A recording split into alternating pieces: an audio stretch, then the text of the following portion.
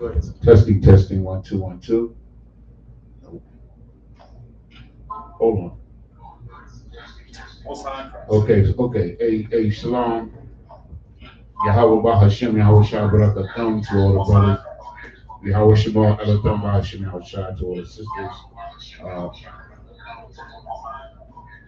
We were having some technical difficulties with the book, with the audio, and so we're good now. Hold on, just give me a second. Okay, once again. So, okay, once again, we are the ISUPK, started out of 1 West, 125th Street, Harlem, New York, under command of Jeremy Hunter. That's right. ISUPK, the Israelite School of Universal Practical Knowledge, has been teaching the truth of the Bible since 1969, and that truth includes the fact that so-called Blacks, so-called Hispanics, and so-called First Nation, Native Indian people are the true Israelites. That's right. The true Jews of the Bible, God's chosen people. Understand? And we prove it every day and every night. You understand what I'm saying? And broadcast throughout the earth. Okay? The ISUPK is not affiliated with any other Hebrew Israelite group, religion, sect at all. ISUPK stands on its own merit, and we do it well. Right. Understand? Okay. So if you're not in the home of the truth, the ISUPK, you're not in the truth. Yeah. It's only one body, one truth. Right. You've heard it 1,000 times. It's never going to change because it is the truth. Okay. Okay, so we're here in Durham, North Carolina, and it's the Wednesday night law class. And I'm Officer of 1,000, Yanazar. I'll be the teacher tonight. And I just want to shout out all my people that's in the building. And we got the brother G is in the building. We got Mathana, okay, in the building. Yahweh Shema and we got Sisters Abawada in the building. It's good to see you, sister. It's good to see you. Okay, and also we got Deja. Shalom, Yahweh Shema Shai. You understand? And that's Hawan's rib, okay? So then we got Sister Sapayar in the building. Shalom, sis, Yahweh Shema Shai. And we got Priest and Officer of 50, Nadiyab. Shalom, Yahweh Hashem Yahweh Shai. Okay. And we welcome everybody to the broadcast.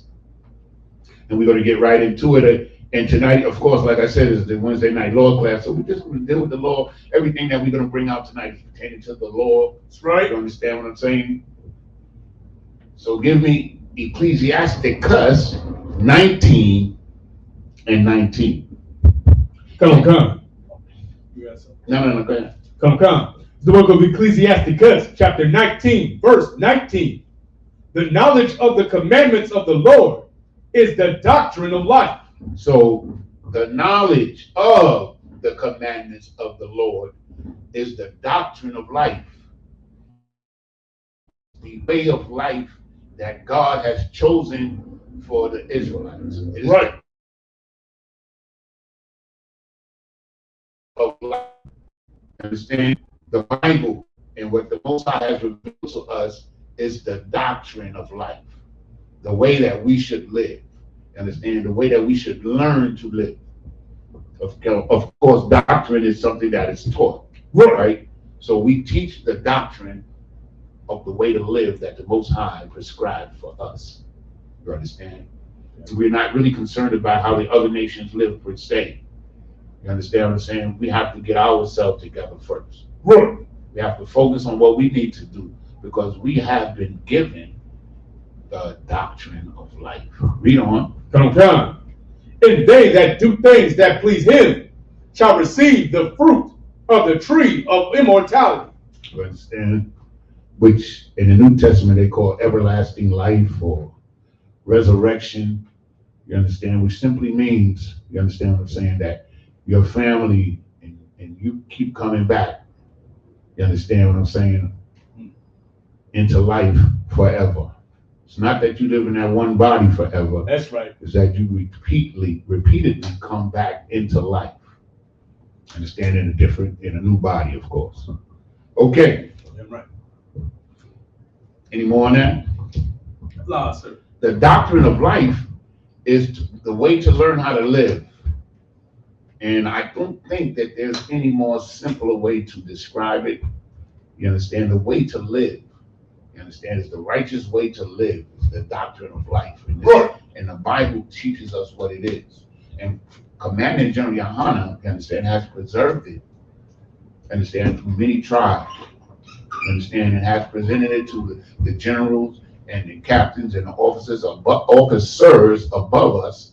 You understand? And we teach it to any Israelite that want to learn. Damn right. All you have to do is be willing to learn.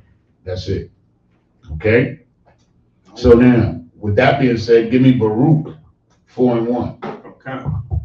Now these are scriptures that are dealing with the importance of the law and obeying God, which is essential to being an Israelite. Damn right. Which is essential to life itself for us.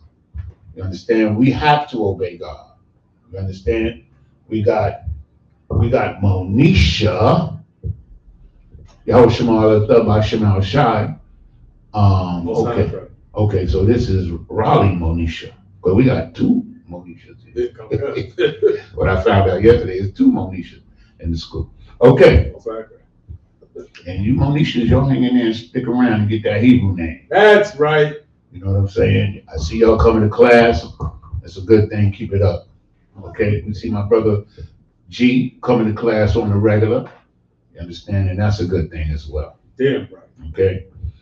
So with that being said, give me Baruch 4:1. We're going to read 1 and 2 by Bishop. Come. This is the book of Baruch, chapter 4, verse 1.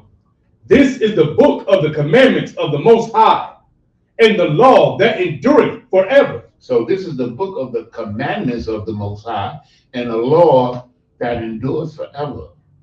You understand? So in Christianity, you know, they have this schizophrenic God where he gives you a law and you say, nah, that law ain't cool. Right. You know what I'm saying? You can do whatever you want now. You know what I'm saying? Just believe in Jesus. You know, that's the God of Christianity. You know? Right. But the God of the Bible, you understand, the God of Abraham, Isaac, and Jacob, he tells you straight like that. This is the law that endures forever. Damn right. You understand? So anybody who has the notion that this law is going to come to an end is incorrect. Damn right. And then when we're in here learning the doctrine of life, these are the things that we have to accept.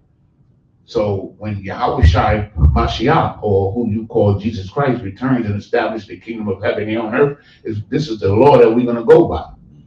Because this law is righteous and right from the beginning. That's right. You understand? Read on. Come. All they that keep it shall come to life. All that keep it shall come to life. Meaning that when you say come to life, when you're already alive, what does that mean? You understand what I'm saying? That means you come into a better condition. Right. A better condition of life. A righteous condition of life is what we desire. This is why we're in the school. You understand? This is one of the reasons we want to serve the Lord and we want to get in that kingdom. That's what we're here for. You understand? So when we, read it again for me, please. From the top. No, not from the top. Okay, come. Second part. All they that keep it shall come to life. All they that keep it shall come to life. Man. You're going to come to a better condition in life. Damn right. And you're going to see what life really is. Understand the way the Most High wanted it to be. He wanted us to live in paradise. You understand? He wanted us to live good. He didn't want us to have to slave. Right. And he wanted his righteous people to rule. Because when the righteous are in rulership, the people rejoice. But when the wicked beareth rule, the people mourn. Right. So therefore, the standard of righteousness that we have is what the Most High gave us. There is no other standard. You understand what I'm saying? I don't know why anybody would look right for another standard. Okay, we got Sister Siona. Shalom, Shai, to that sister who's a regular. Okay, Anymore? Read on. Come. But such as leave it shall die. So, see, this is important. If you listen, it says, thus that leave it shall die. They that leave it shall die. Meaning you can't leave nothing if you didn't have it. So this knocks out all the heathen, man. Right. Because the heathen never had it. So how could they leave it if they never had it? The Israelites had it and left it because they turned their back on the Lord. You understand? So now the Lord wants us to come back to it. Read on, and this is why. Read. Verse 2. Turn thee, O Jacob, and take hold of it. Turn thee, O Jacob. Turn back to the Lord and take hold of it. Take hold of it, man. It's valuable. You understand? It's worthy of life itself. You understand? Take hold of it, Jacob. That's you. Yeah. Black man, Hispanic man, Native Indian man and woman. That's right. It's us, man. He wants us to take hold of it, man. And it ain't that hard. It's a better way of life. Read on. Come. Walk in the presence of the light thereof. Walk in the presence of the light thereof. Meaning wherever you go, let this be part of your life. Right. Let this be your shine, that you obey God and that you display brotherhood and sisterhood to one another. You understand what I'm saying? And never believe in your mind that everything is going to be hunky-dory, because that's not reality. Right. Everybody don't get along with everybody like everybody. You get along with some people better than others. The Most High likes some people better than others. Right. So don't think it a strange thing, but just be the best brother and sister that we could be. That's right. That's what he wants from us. For us to be the best brother and sister that we can be to one another. You understand? That's the basic. Treat our brother and our sister like we want to be treated. Okay.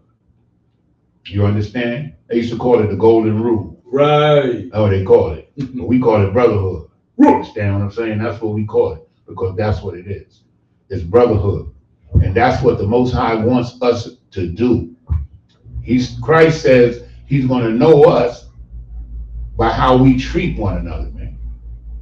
So if you really believe in Christ and the Most High in Christ, you're going to try to practice and improve your brotherhood, because everybody in ISUPK, that I know of, has done it. And we practice it, and you understand what I'm saying, because we have to perfect it. Okay, we got, let's see, beyond the currency. Oh, I know who that is. That's young man Shamar, I believe. Yeah, that's him. Yabba Shema Shabbat, young man. Hey, we appreciate you tuning in, man. You keep it up. You're doing good work. Participating, asking questions. You keep it up. You understand? Because you're in the right place. Okay. Yeah. Any more on that? Come. Finish it up, my brother. Come. That thou mayest be illuminated. That thou mayest be illuminated. Like, I love words. And illuminated. Thou mayest be illuminated. That's like poetry, right? Like illuminated means you're full of wisdom and light. You understand what I'm saying? And it's projected by your conduct, your conscious behavior, and how you treat your brother and your sister, and how you treat the heathen. You understand? Got a question for the Sapaya. Okay, we got Sister Sapaya with a question. It's like, sir. The first part of Romans 12 and 9. Get it for me, brother. Okay. Let me get there with you. Of course, sis, we got you.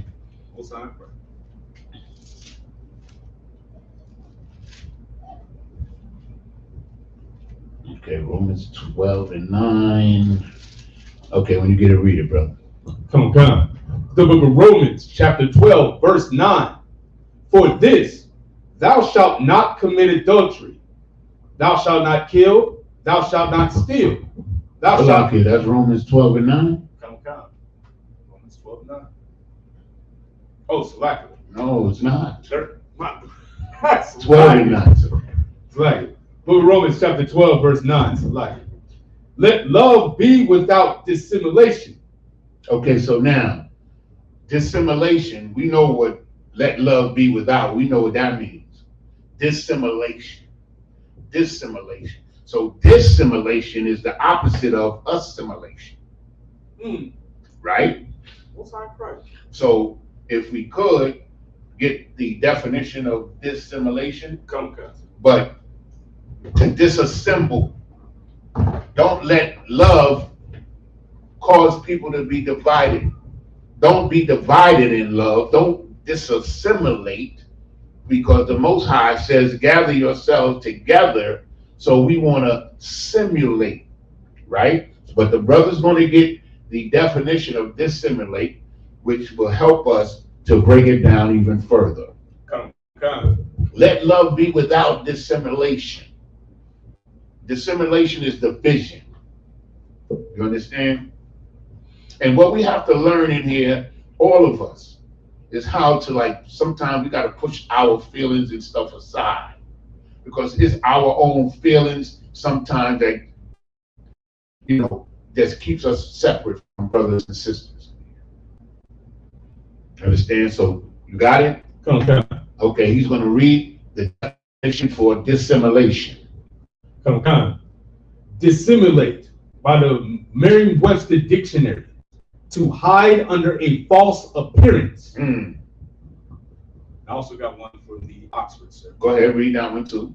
The Oxford Dictionary definition: dissimulation, concealment of one's thoughts, feelings, or character. You see, that's just what I was just talking about. We conceal our feelings, and then we go on, and this is heavy, and this is an excellent question. And so we go on, and then we have feelings, whether they be negative or positive, and particularly the negative feelings, we don't express them. We don't go to he and thee or she and she alone, right, and talk to them. Go to our brother. And I'm gonna tell you, this is the secret for me that I've used, and I've always been successful with it when I went to my brother. You have to go into it with the spirit of wanting to gain your brother. That's right. If you don't go into it with that spirit, then it's going to be a problem.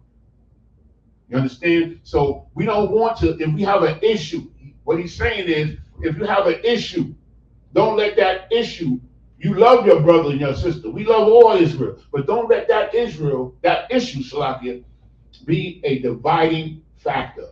You understand? Go to that brother and that sister and tell them, you might be wrong, you might be right, but try to gain your brother, try to gain your sister. Right. You understand? Don't be fronting in here, because everything ain't always sweet like candy, man. Life is life. That's right. You understand? So now let's get the rest of it. It says, go ahead and read, brother.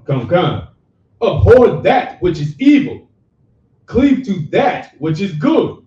Now, you understand? Unity, assembly, gathering together is that which is good. Cling to that. But the things that cause division, you understand, and the evil that divides people, because most evil is punishment for behavior. Right. That's the evil that the Most High created. The Most High created evil in the form of the punishment for the behavior, for the wicked behavior that we commit.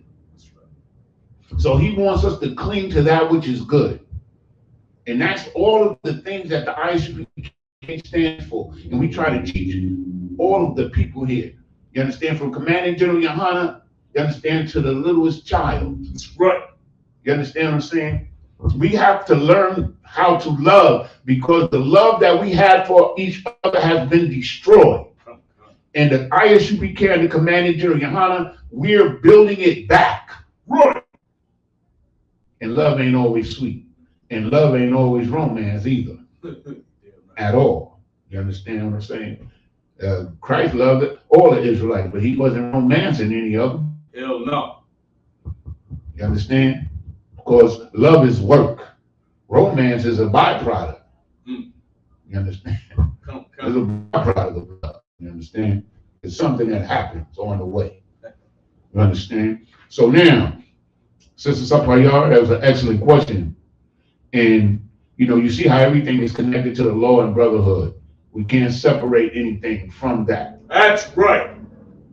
Understand? Hey, a younger boss says that was an excellent question, and I hope you know that my answer was sufficient. You understand? Okay. Right. So tonight, you understand? You have any questions? I will do my best. I will do my best to answer it for you. You understand? Because this is a class. Right. You understand what I'm saying? And we're going to do it the way we were taught to do it by commanding during Hana. That's how we're going to do it. And we're not going to deviate from what we're supposed to do in here. Okay? Because this is for all of us. This is to bring us together. Commonality. You understand? What do we have in common? We was on them slave ships together. We suffered. Right. Poverty. Damn. But greatness. Much suffering. You understand? But strength, compassion, and love that we're going to give to our people. That's right. Until Christ comes back. I'm not giving none of mine. I might have a little compassion for Heathen, but other than that, they ain't getting no love. Damn right. Okay? Because we are human and we never want to lose our humanity. Come. We never want to, you know, that's one thing about our people, Blacks, Hispanics, and Native Indians. We're the most humane people that ever lived. Damn right. And you know it because we always trying to love everybody. Speaking of loving everybody, that's our topic tonight. Damn. So, Baba Kishar, give me Joshua chapter 7 and verse 11. We're going to read 11 and 12. Our topic tonight is Israel's downfall, the love of the heathen. And I just want to speak on Shannon Sharp because he's the most notoriety type of person right now that falls into this category. Like, I watched Shannon Sharp play football. He was one of the greatest football players. He was great. He was tough. You understand? So he was respected. Then he goes into media and he's on the ESPN and he's on First Take and he seems intelligent, like he knows what he's talking about. But the reality of the situation is, you understand, he's a destroyed man. Right. Meaning he loved heathens more. You know, he was always known to love white women. He was, even when he was playing, he was known for that because you look at his upbringing, he was 8 people in a one-room shack. You understand? And they didn't even have plumbing in his house. So when he got this money, he just, you know, he thought he was on the come up. But how the hell you on the come up with a 19-year-old heathen, man? I don't understand that. Yikes. So he showed himself not to be wise. He showed himself to be very carnal. The conversation that he was having with this woman was like, really? It was really surprising to me. Like, I never thought that a man of, I think he's 57. Yeah, he's up, bro. He's up there. Yeah, he's like 57 years old. Okay. And he's having this conversation with this 19-year-old devil, man. Man, okay. So I'm bringing him up because that's how we love heathen. Right. Like, what's wrong with getting a sister, man? This for me personally, this is what I hate about us marrying heathen. When we die, that money goes into the heathen community. Right. That's what I hate. All that money Serena and them made, and Kareem Abdul-Jabbar and all the people that commanded Julian Hunter and General Hyman named the other night. You understand? Okay, Sister Red, we see you in Kaisha. Looks like that's Sister Patricia that be with the Sapaya. Oh, okay, that's Sister Patricia, I'm told. Shalom, sis, Yahweh Shemal Athabah Shemal Shai. Sister Red, Yahweh Shemal Athabah Shemal Shai. Okay. You understand? So we're told about these things and we understand what's going on. You understand? And we apply that wisdom to our judgment, right? Damn right. And he's an idiot. With all that money and all that prestige, he has no morals, man. Right. And he does not. Hey, man, if you love a heathen, that means if I'm a man and I love a heathen woman, that means I love her more than I love all my sisters, man. Good night. That's what it means. That's crazy. Look at Tiger Woods. That first white woman ruined his life. He never was the same. And he went and got another. Damn. And somebody said today, I heard today, somebody said that the woman he's with now used to go with Trump. Oh, shit. I heard somebody say, I don't know how true it is. But this is our love of the heathen. That is our downfall, which is the topic of the class tonight. And we're going to get right into it. When the brother comes back, somebody at the door. Okay, so just remember, the downfall of Israel, of course, is turning our back on the Lord. But what actions did we take that describes what we did, our behavior, when we turned our backs on the Lord? You understand? And basically it was, you understand, the love of the heathen. And we're going to break it down scripturally. You understand? And we're all going to understand it.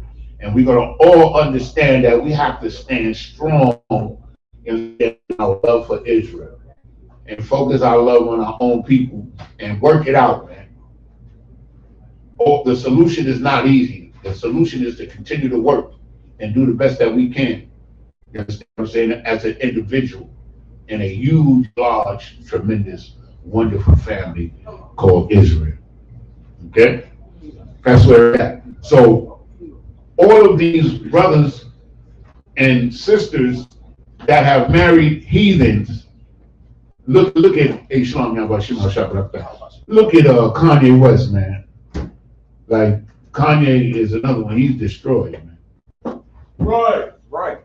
But he got money. That's why the Most High said Israel shall not be redeemed with money, yo.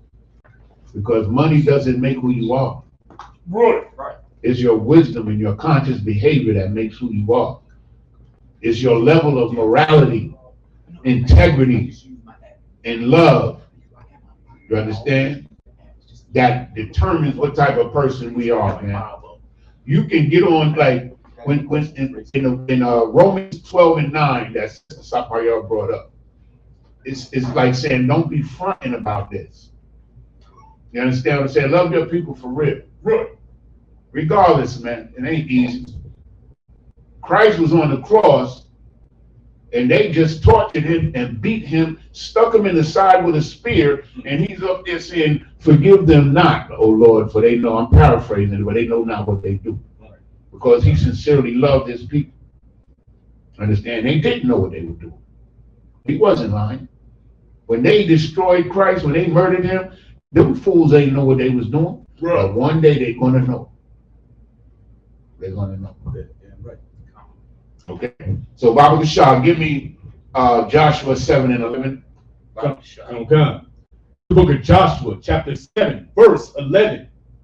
Israel has sinned, and they have also transgressed my covenant. Okay, so we've sinned, right? We've broken the law. Because sin is the transgression of the Lord. Right. Christians. Okay? So we've sinned, but what did we do?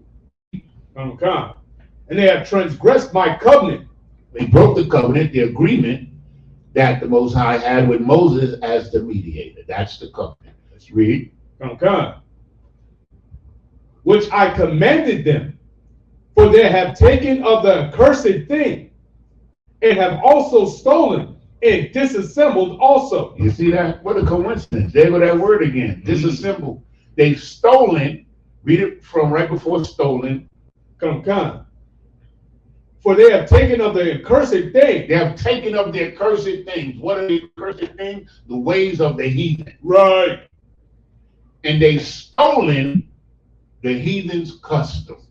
Wow. That's what they stole. They stole, you understand, what the heathens was doing, and it was making it their own. You understand? Read on. Okay. And disassembled also. And disassembled also. Meaning, okay, if we're all in the UPK and we have one mindset, and then some brothers leave and go to Christianity or IUIC, the same shit. Right. But that's disassembled. It's a separation. You understand? That's the behavior that we were talking about. You understand? That's the behavior in Romans 12 and 9. Okay. To disassemble is to separate. And so these sins, some of us following the Lord, some of us following the Lord a little bit, some of us following the heathen gods, that's the disassemble. You understand? Read on. Okay. And they have put it even among their own stuff. Meaning we've taken, like, okay, we got our beautiful garments, right? Okay. So now, you know, we got a suit and a tie. You understand? Now the sister got the long dress, but now she got a thong in the closet. Good night. Not that it's lawful, but I'm just trying to give an example. You wearing hot pants or Daisy Dukes or something, you know, which is unseemly, right? Right. So we're taking their stuff and put it among our stuff. We have mixed the culture. Read it again, that part. Come. This and disassembled also, and they have put it even among their own stuff. So we've taken the heathens' ways, their clothes, their shoes, and then we put it amongst our own stuff. You know what I'm saying? So now we go into the club with a headpiece on and a suit. Good night. I'm just giving you a visual, you know. And this culturally, see, this is our culture. That's right. You understand? And it was a great punishment for us doing this. We lost our culture because of this. Right. You understand? Read on. Come. Verse 12. Therefore the children of Israel could not stand before their enemies. Because we weren't united and we wasn't believing in the same thing. Just like in the ghetto, in the hood, whatever neighborhood you live in now is the same thing. Right. We can't stand against the enemy because we're disunited. We disassembled. So when we fought the heathen, we couldn't stand against them because we wasn't united. We wasn't on, hey man, I'm not going to go fight them Chinese people. That Chinese food good. You understand? I'm not doing nothing hijab. You know what I'm saying? That nigga make a good sandwich in that store. You know what I'm saying? I'm just trying to give you a little simple, but that's what it was. We always loving the heathen, man. Some of us love Donald Trump, man. Good night. Some of us love, what's her name, Harris. Oh yeah, Kamala Harris. Come. Heathen, man. And that's why we're divided, and that's why we can't be strong. Right. We should all love the Most High in Christ and command in general honor. Them. Love them. If we all love them, we can be strong together. And I'm going to prove it. Any more on that? Yeah, come. Read on. Come. But turn their backs before their enemies. That means we ran, just like we do every time. We always running because we ain't standing for nothing, man. We down there boycotting, what's it, at Target? Is it Target boycotting? Yeah. You know, you know what I'm saying? DEI. Yeah. Doo-doo, man. Right. It's begging, it's crumbs, man. The hell with DEI. Right. I don't give a damn about no DEI. We always begging, man. That's why we in the condition that we in. Right. They strip you of your culture. So now you think you African Americans and you don't have nothing. And you don't have no pride. And you don't have no self-esteem for your people and no love for your people. So you want to beg, oh master, give me a little something. Give me a crumb. I'm tired of crumbs, man. Right. Crumbs keep you in the slums, yo. That's right. You understand? I'm tired of crumbs, man. I want steak. I want that lamb roasted. That's right. You understand? I want all that good stuff, man, that the Most High has for us, man, that he promised us if we return to him, man. That's what we want. You understand? Read on. Come. Neither will I be with you anymore, except ye destroy the accursed from among you. Wipe out the Most High is serious because, see, Christianity teaches you about this poop butt God. Right. But the Most High, read that part again, that last part. Come. Neither will I be with you anymore, except ye destroy the accursed from among you. The wicked ones among you that's causing all of the divisions, destroy them. That's right. Because they'll destroy the whole nation, and they did. Because we did not destroy them. Christ is going to destroy them. Right. Christ is not playing. So you see here that the Most High was militant from the gate. He said those wicked people that was causing all the issues and making us flee before the enemy, but whenever we was with the Most High and the Most High was with us, we never lost the battle, not one time. Not once can you find in the Bible where the Most High was with us and we lost. Right. But you can find where one man caused us to lose wars. Because one man, I think it's in Judges or Joshua, where the man stole the clothing and the gold and hid it in his tent. He caused us to lose war or lose a battle. But if the Most High is with us, we won't lose. The scriptures say if it's of God, then it cannot be destroyed. I'm paraphrasing. That's ISUPK. Right. Each individual in here can be destroyed, but the truth cannot be destroyed. The Bible itself is testament to that, because they tried to destroy this book. All you got to do is read the Bible. The Romans and them Greeks, they was burning every Bible in sight. Right. Look what we got. We got every word that the Most High wants us to have. That's right. You understand? That's what we got. That's it on that? Come on. Give me Joshua 23 and 11. Israel loved the heathen. That's your downfall. Right. You understand what I'm saying? And it was good because I'm trying to put this class together, and I'm hearing all this stuff, you know, and then General Hyman and Commanding General Yohanan Salakia did the class the other night. I said, this is just what I needed. Both sides correct. You know what I'm saying? Because it works like that. Just like when Sister Sapayah asks a question, it fits right in with what we're talking about tonight. Both sides correct. You understand? Because that's the way it works, man. That's the way it works. Okay, read, my brother. This is the book of Joshua, chapter 23, verse 11. Take good heed, therefore, unto yourselves. Now, of course, he's talking to the children of Israel.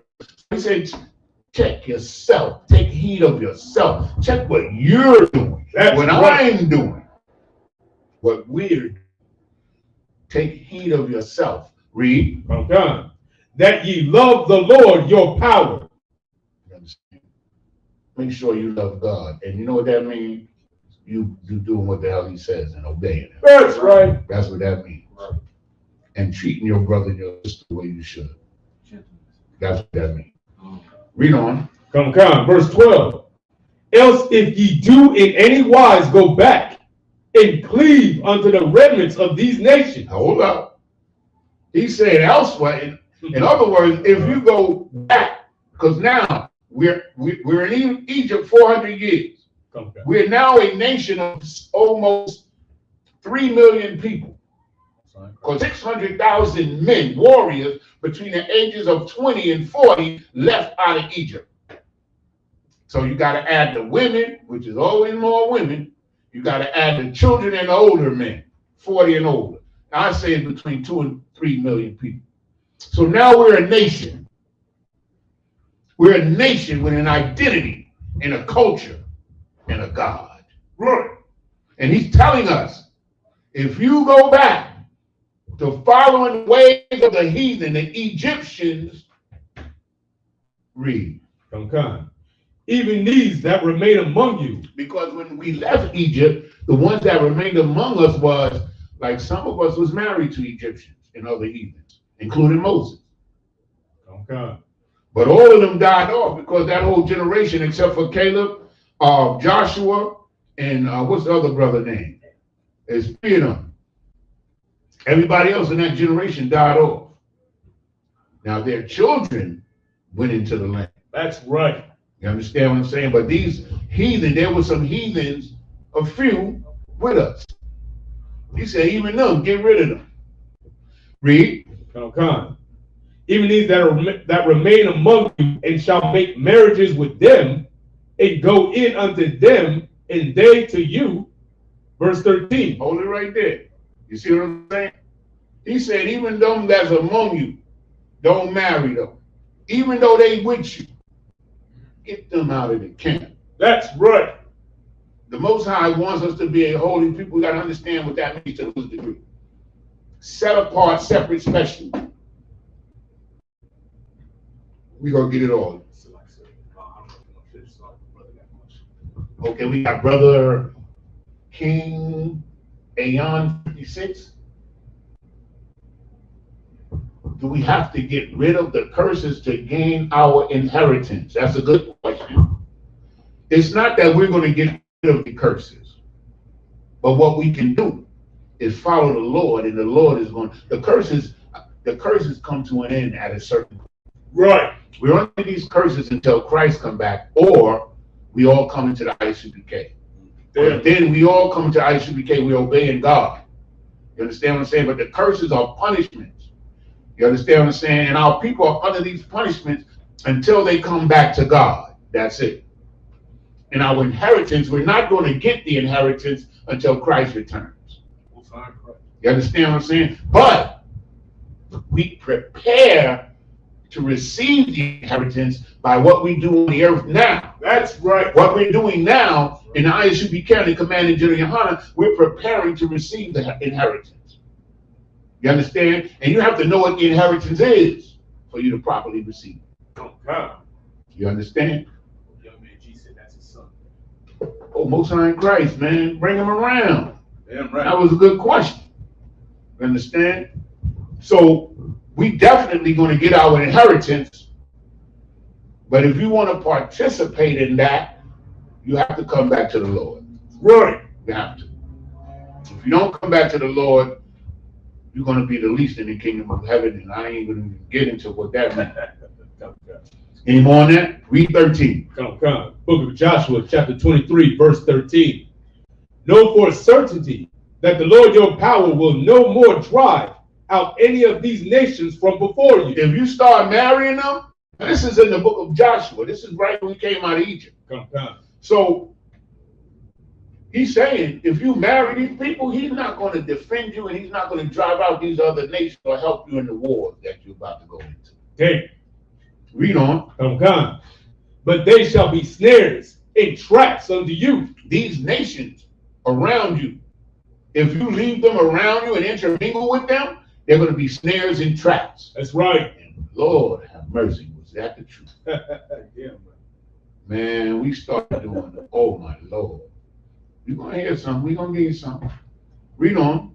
Come. And scourges in your side. And scourges in your side, man. You understand? It's like you ever had a cut or something in your side and you kept having to scratch it and it wouldn't heal. It's not a good thing. Oh, no. That's just an example.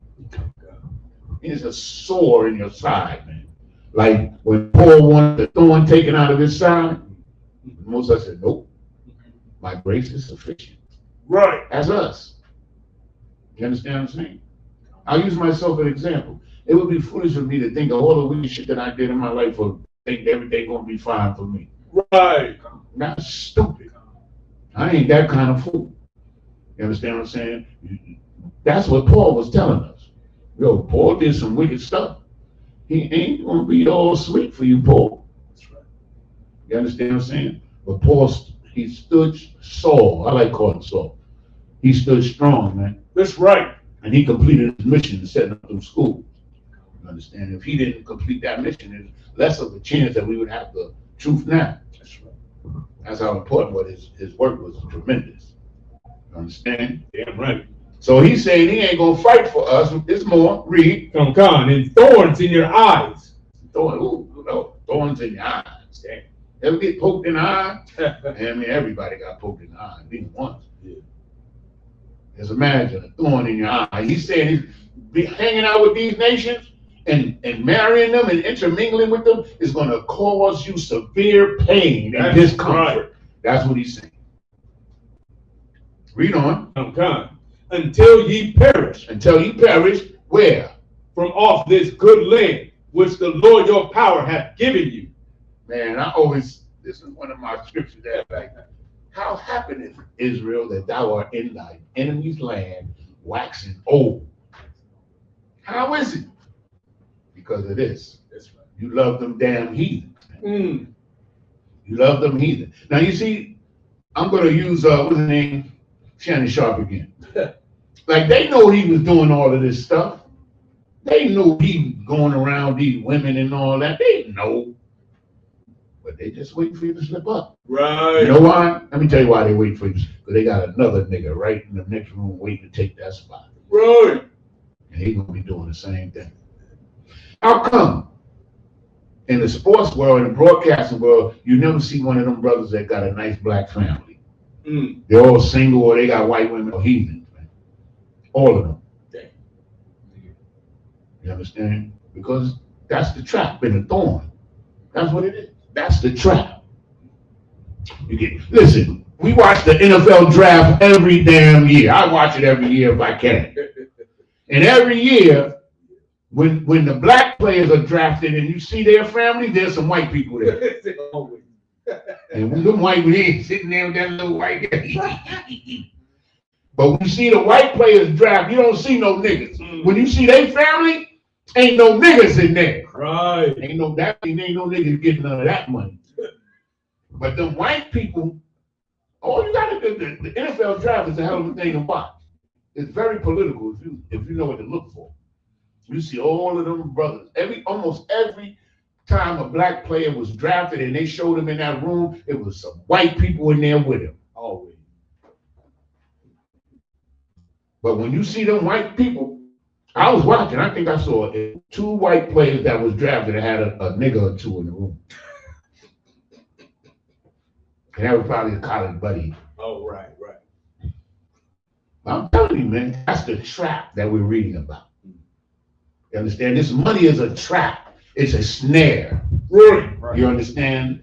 This money, because the way the money is provided for you is to tell your people, man. Jay-Z, Kanye. I'm an Israelite, Kanye said. Black people are the real Jews. Really, nigga? How come you got that devil? 2 of them. Right. You understand what I'm saying? Niggas be talking, but they ain't really saying nothing. He thought it was some cool stuff to say to get some more black people to buy his music. That's all. He didn't really mean it. Now he got on a Klan outfit, selling Klan outfits, and people buying them. That shows you how silly our people have become under this kingdom, man. Any more on that? A lot, sir. So what it's saying is that the reason why we were kicked out of our land in 70 AD and before that, because the Hispanic tribes was kicked out before that. Right. They came over here. You understand? It was because we want to intermingle.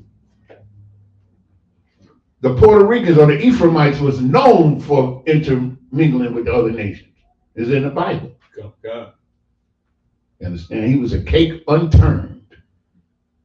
Brown on one side and light on the other. You understand? So we mixed and mingled with all these people.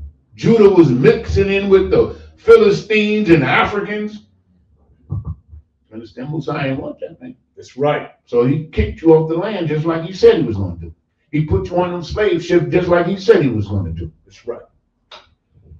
Let's go on. That's it on 13? Yeah, come. Give me Judges 3. We're going to read 1 through 7. 1 and 3, sir. We're going to read 1 through 7. Judges 1 to 3. Judges 3, Salakia. Judges 3, we're going to read 1 through 7. Come. This might be a part 2. Oh. But I got a lot more scriptures. And I really want to really make this point tonight. And so we can understand, right? You understand what I'm saying? That we should not love heathen. We have young people in here that might not know these things. You understand what I'm saying? But now you get to understand who you are. Right. And what you're supposed to do. And what you're supposed to do is love your God, your power above all other things. You understand? And then love your brother as you love yourself. Right. Those are what Christ said were the greatest commandments. You got that? Read, brother. Come. The book of Judges, chapter 3, verse 1. Now these are the nations which the Lord left to prove Israel by them, even as many of Israel as had not known all the wars of Canaan. So what he's saying is that these are the nations that's still round about us, that the generation coming up didn't really know about the wars that we had with them. Okay. You understand? Read on. Come. Verse 2. Only that the generations of the children of Israel might know. So now that the new generations is coming up, that they're going to know what the deal is. You understand? They're going to understand what's, what their responsibility is pertaining to these other nations. Come. And he's also going to give you a warning. Read. Come. To teach them war. To teach them war, because we're going to have to fight these fools. That's right. To teach us war, because I don't know about that poop, but God and Christianity. Right. But the Most High is a man of war. There. He understands that you have to struggle for what you want, man. Because then you value it. You understand? He's going to teach you war. These people is going to be your test. Read on. Come. At the least such as before knew nothing thereof. You understand? We didn't know about war. We were slaves in Egypt, man. We didn't fight them Egyptians to get up out of there. The Most High fought for us. Right. So we don't know about war. You understand? We just like right now. We don't know about war in the world, man. We ain't never fought nothing unless you've been in the oppressor's military. Right. We don't know nothing about no warfare. In Isupk, we do. Most High in Christ. We know. You understand? Read on. Come. Verse 3. Namely, 5 lords of the Philistines, and 5 rulers of the Philistines, those are our enemies. Read. And all the Canaanites. And the Canaanites, those are Africans. Both of those groups are African, what we call Africans today. Read on. And the Sidonians. And the Sidonian, another African. Read on. And the Hivites. And the Hivites. I'm not sure who they are. They might be Africans too. Read on. Come. That dwelt in Mount Lebanon. They dwelt in Mount Lebanon. So that's north of us. You understand? Read on. From Mount Baal Hermon. So now this is some place where Baal is the god. This is talking about a religion. This is who they serve. Read on. Unto the entering in of Hamath. Okay. Verse 4. And they were to prove Israel by them. See, they were to prove Israel by them. So the Most High, because we started loving these nations, he's going to show, he's going to prove to you that what he told you was correct.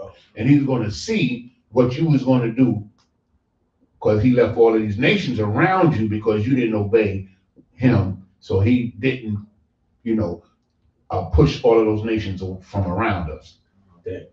I remember I was reading the other day where Judah and I think it was Simeon, the people that the Most High told them to kill, they did, but all other tribes, they didn't. Kill the nations, wipe them out. And I know some people saying, that's a mean God. I don't know, I like Jesus.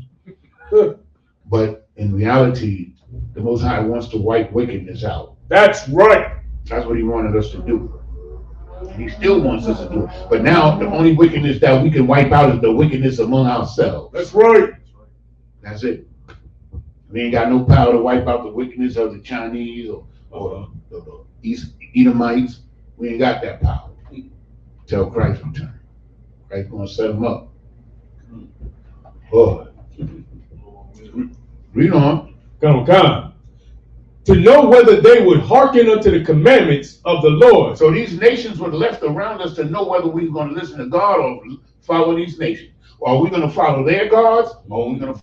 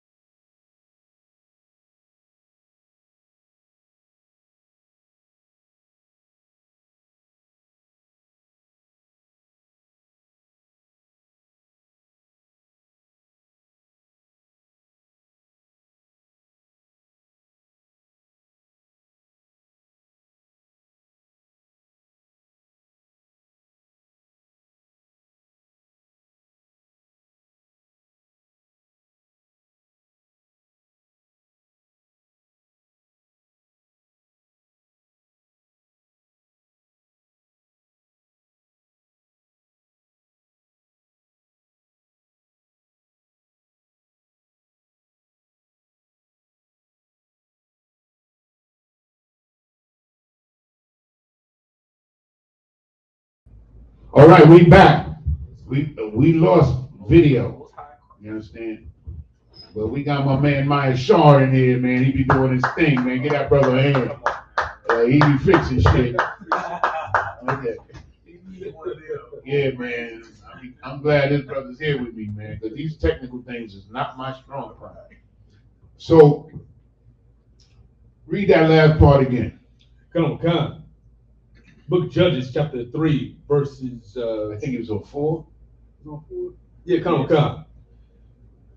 To know whether they would hearken unto the commandments of the Lord, which he commanded their fathers by the hand of Moses. So he left all of these nations around us to test us. We want to see what we're going to do. Y'all so smart, let's see what you're going to do. He told you it's going to be a trap, but let's see what you're going to do. Read. Come. Verse 5. And the children of Israel dwelt among the Canaanites, the Hittites, and the Amorites, and Perizzites, and Hivites, and Jebusites. Verse 6. And they took their daughters to be their wives. There it is. Good. Nice. Started marrying them. They different. Their eyes a little different. They might be just a little darker. It was something. I don't know what it was. Maybe we like short hair or something. I don't know. I'm bored. So we started marrying these other women, man. It's the men. So when we talk about whoredom and stuff like that, you understand, it's not talking about women. It's talking about us as a nation spiritually whoring out to the other nations, sleeping with the other nations, taking on their religions, taking on all of their customs, their clothing. Right. At all. We're not supposed to do none of that. Yeah. Read on. Come. And gave their daughters to their sons. That means we giving our daughters, man, to the heathens, man. That's IUIC. Right. They give their daughters to anybody that got brown skin. Fungo and Jungle, all of them. Oh. They over in Kenya. That Passover. They over in Kenya. Talking about the Passover, man. I said, man, you got to be kidding. Man, I was crying. Man. That's ridiculous. You know what I'm saying? I said, like, these are some wicked bastards, man. You know what I'm saying? I have no respect for IUIC at all. You damn right. None. They over in Kenya. You don't see that video? We saw it. They got a video. They in all these different African countries talking about Passover. The wonderful, beautiful Passover. Come on. Praise the Lord. They screaming like a cheerleader. Yeah, man.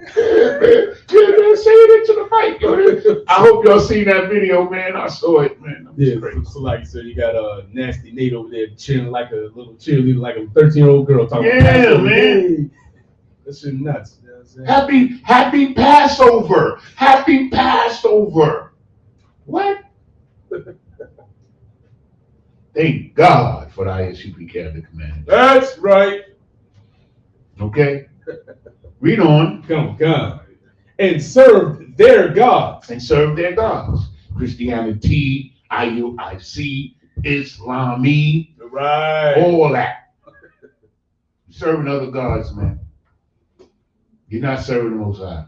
The Most High told you how to serve him, and he never changed. It's never going to change. You understand what I'm saying? Eat what he tells you to eat. Treat your brother the way he wants you to treat your brother. You understand what I'm saying? Love the Lord. Mm-hmm. Love your woman. You got the best woman. Damn right. You understand what I'm saying? Yeah. How many white women ever invented something? Cracker Barrel. Brother said they invented the Cracker Barrel. That's a good one. But look how many things the sisters have invented, man. Right. It's mind-boggling. Every time you get on your car and you're driving down the road and you need that GPS, and you pick up that cell phone, you think the sister, think her. You understand what I'm saying? Come on. Damn right. White women ain't did none of that. You got the best woman. You know who your mother is? Your mother is Sarah. Right. Get to know who Sarah is, bro. Trust me. Read on. Come. Book of Judges, chapter 3, verse 7. And the children of Israel did evil in the sight of their Lord, and forgot the Lord their power, and served Baalim and their groves. You understand? Baalim or Baal is just a name for serving other gods. And Baalim, he was a man. He was a farmer, and he became the god of agriculture and fertility. Baalim. You understand? Come. So he's a big god over there because, agriculture during that time was the number one industry on the planet Earth. Mm. Agriculture was the number one industry on the planet Earth in those days. Come. You understand? So the god, I think he invented some kind of new farming techniques or something, Baalim. And they made him into a god. Okay, that's Baalim. Okay, you can look him up. Come. He was a man. They made him into a god, just like all these other gods. Right. Hercules. Right. Zeus, they was all men, and they made them into gods, There's only one God, Yahweh. Damn right. That's I right. understand, that's it. Okay, that's it on 7. Come. All right, let's go to Jeremiah chapter 3. We're going to read verses 6 through 9. Israel love heathens, man. You get around them heathens, you're in the club, and you see them heathens, and they move a little bit different. And you say to yourself, oh, those sisters, man, they give us a hard way to go, man. The heathen make it easy. Oh, good night. They do, though. And trust and believe, that is not untrue. You bring that out. You understand? Trust me. And you go to the club, you understand? But what you don't realize is that anything that comes easy is not really worth anything. Right. Right? Right. So we began to intermingle with them, and it's cool. You know what I'm saying? You got a heathen on your hip. You know what I'm saying? You going to the restaurant eating some strange food with a strange woman, and you think you made it.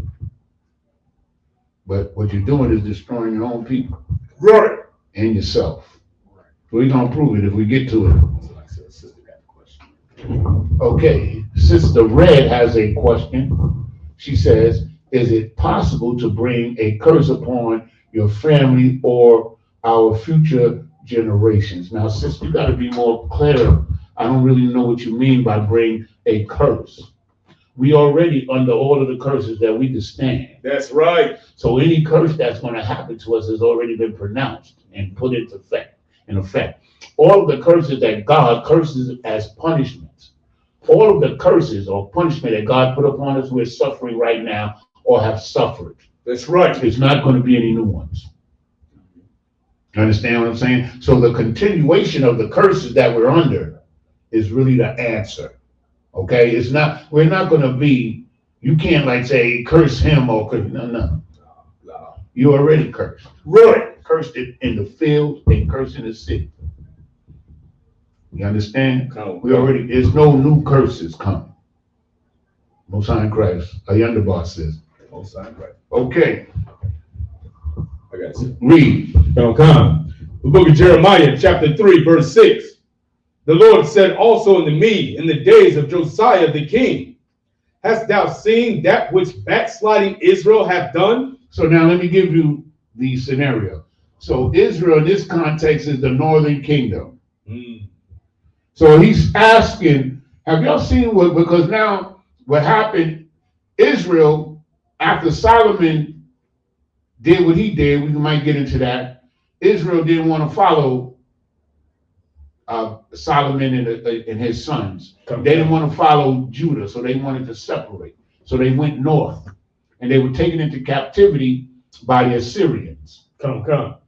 Understand? And so what this is asking Judah, did you see what happened to them? Did you see what happened to Israel, the northern kingdom? Read. Come. She is gone up upon every high mountain. Ooh, we. You remember that? You ever had the little, what they used to call it, fairy tale, Jack and Jill went up the hill? Oh, yeah, come. So what is this talking about? The hill here or the mountain is the nation. So what is it talking about? Spiritual whoredom. It's not always sexual. We got to think in terms of spiritual. That's right. We're committing spiritual whoredom with the other nations. And the mountains are the big nations, and the hills are smaller nations. You understand? Read it again. Come. She is gone up upon every high mountain. She is Israel because we're married to the Lord. That's right. Spiritually. And so our whoredom is against the Lord. We go amongst these other nations, you understand, spiritually, sexually, culturally, we're whoring against the Lord. We're committing adultery against God. That's what it's talking about. Come. Read on. Come. In under every green tree. Ooh, we. Oh. You understand what that means? You know, and this is not literal. Right. I'm talking about you dudes too. You under that tree too. Doing all kind of wickedness, man, under that tree. That tree meaning the other nations as well. You understand? We under that tree. Y'all know what that means carnally. You know, you go to the park. You know. So that's figuratively. But this is spiritually. You understand? We under that tree doing the nasty spiritually.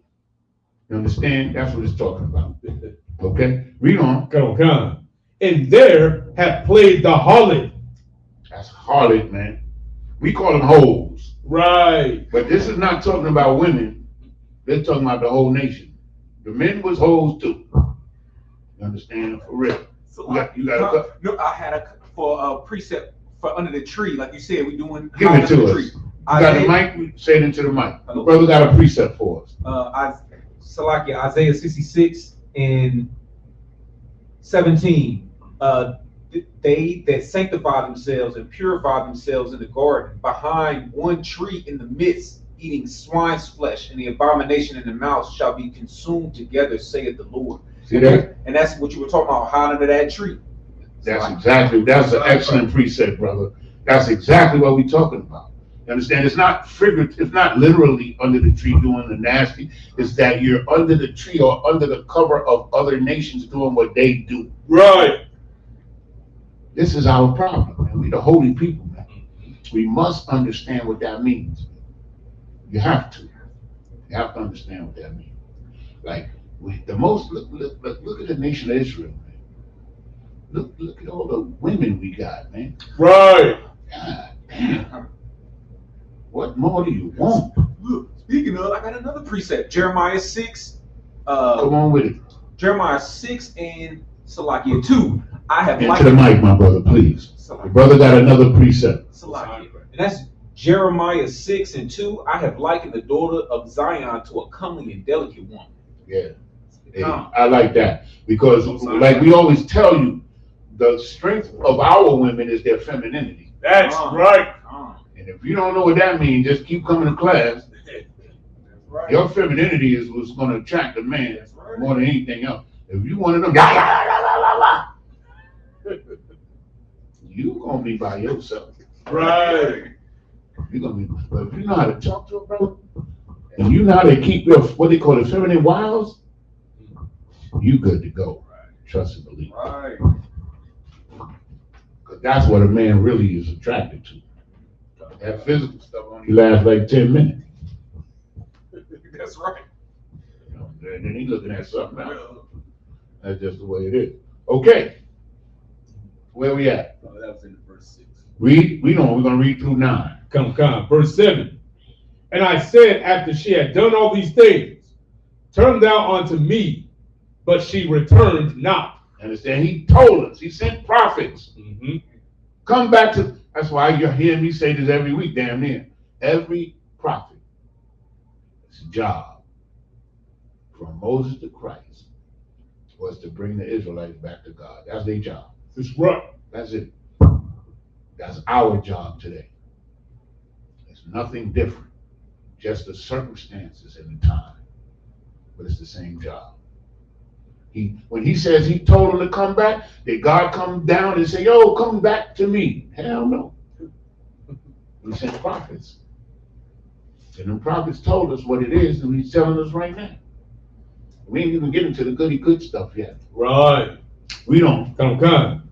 And her treacherous sister Judah saw it. So after the northern kingdom left, and I was reading the king Jeroboam, he tried to have his own Passover, separate Passover, fake Passover. Damn.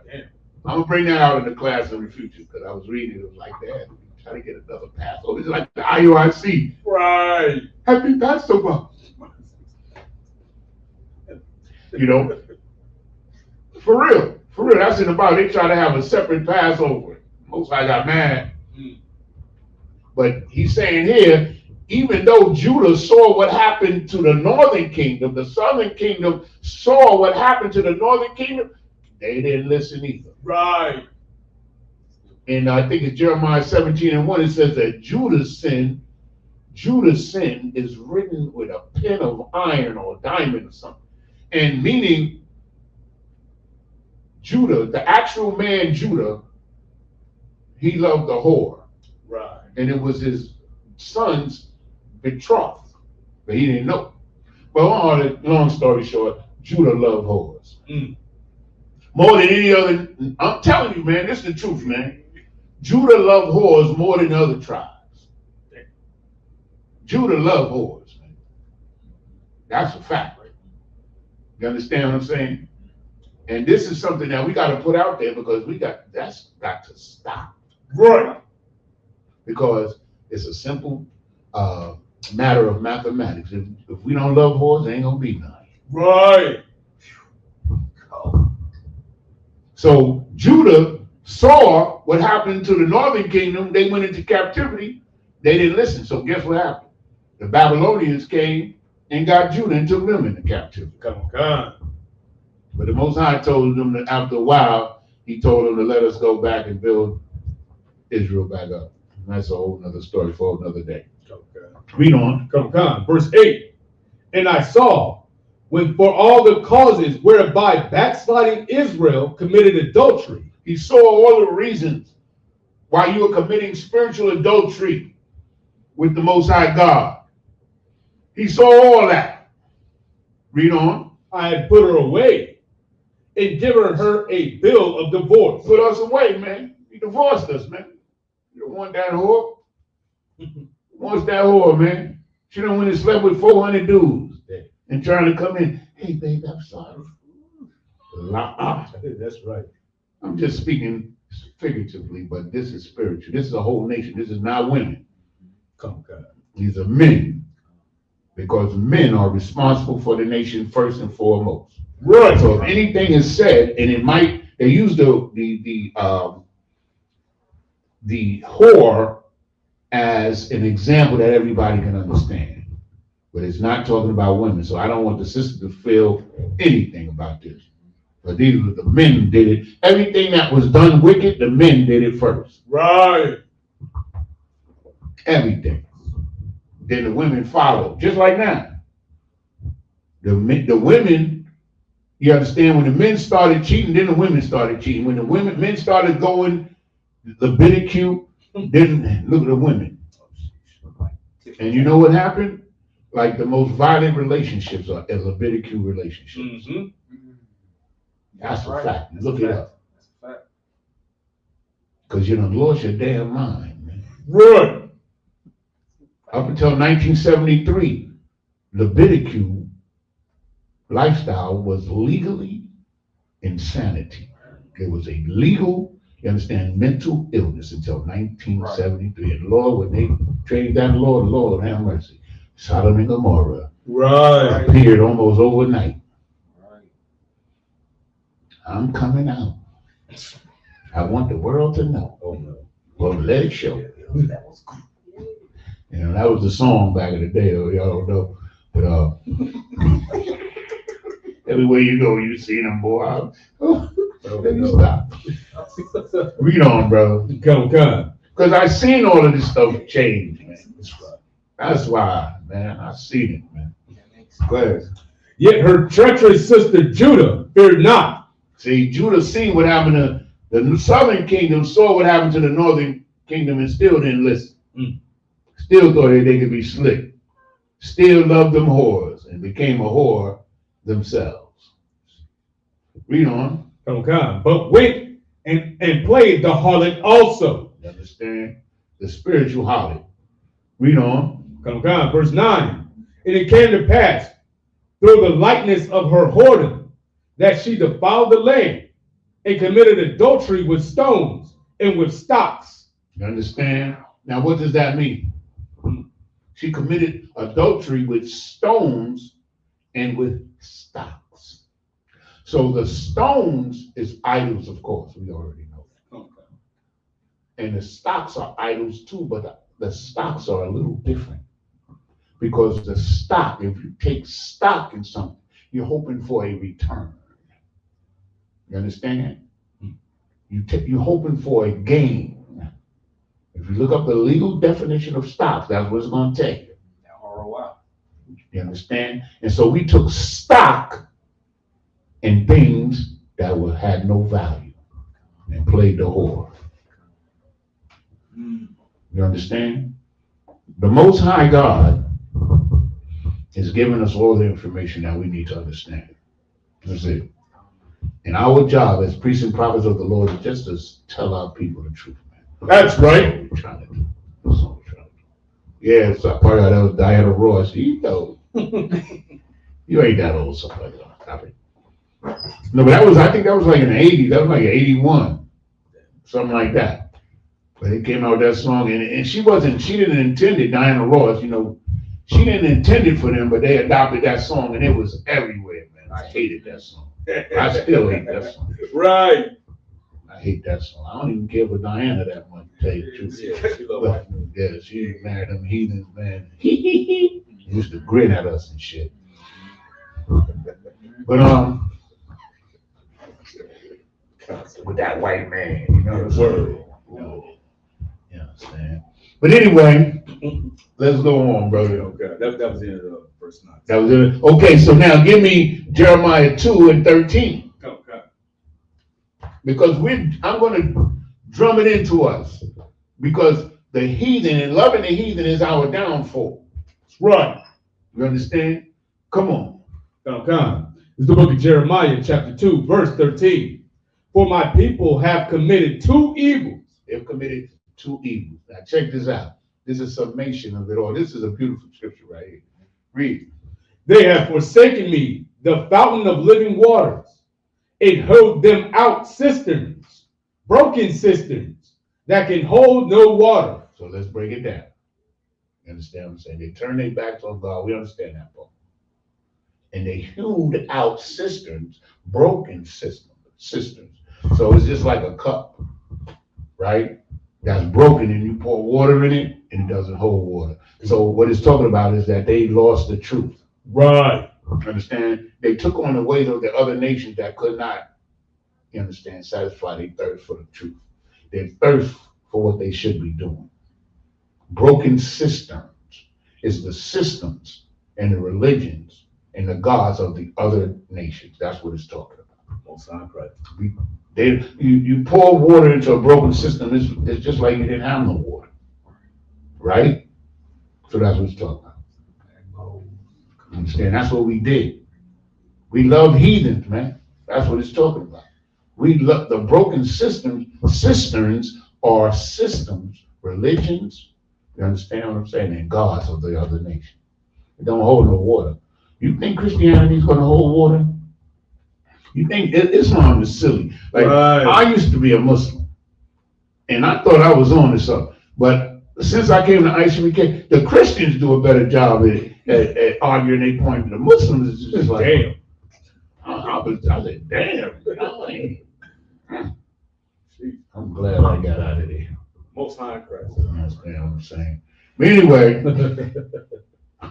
go to verse 20. Okay.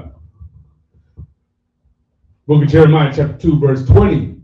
For of old time I have broken thy yoke and burst thy bands, and thou saidest, I will not transgress. He's saying he made a covenant with us. He got us out of slavery, and we said, we're going to obey you, O God. The whole nation of Israel says it in Deuteronomy. We're going to obey. We hear and we obey, O Lord. And they didn't. That's what he's saying. Read. Okay. When upon every high hill and under every green tree thou wanderest. That's the same thing again. Damn right. Every high hill and every green tree, we wandereth.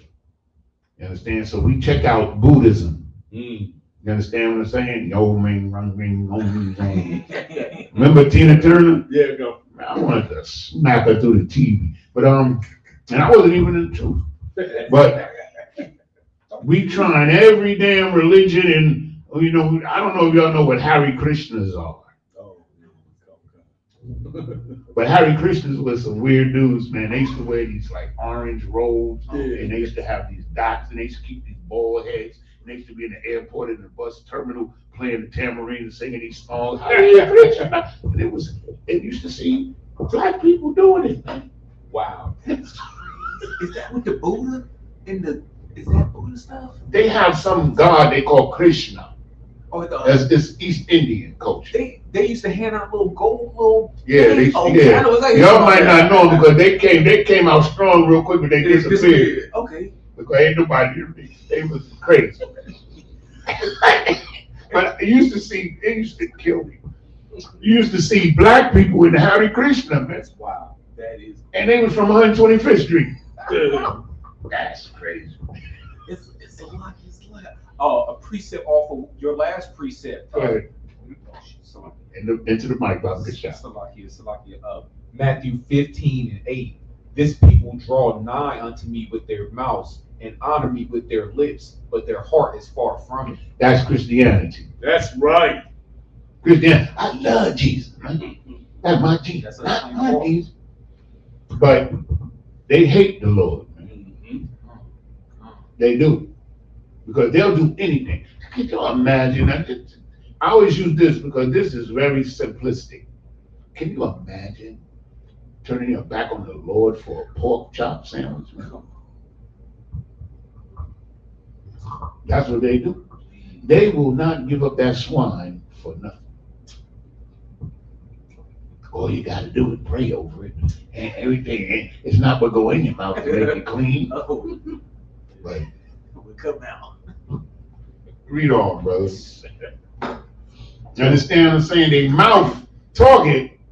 They ain't obeying nothing. They go in the house and sitting all day, and then they come out Sunday, holy moly. Right. Not in UPK. That's right. Because, and you know what we know in the ISUPK under commanding Jimmy Hunter? He says naked with a shield. Right. Yeah, that was the Hare Krishna dude. They were funny. They was really funny, yo. They was really funny. I'm not exaggerating. If you see them, you would laugh. You're right. Understand? So, this is.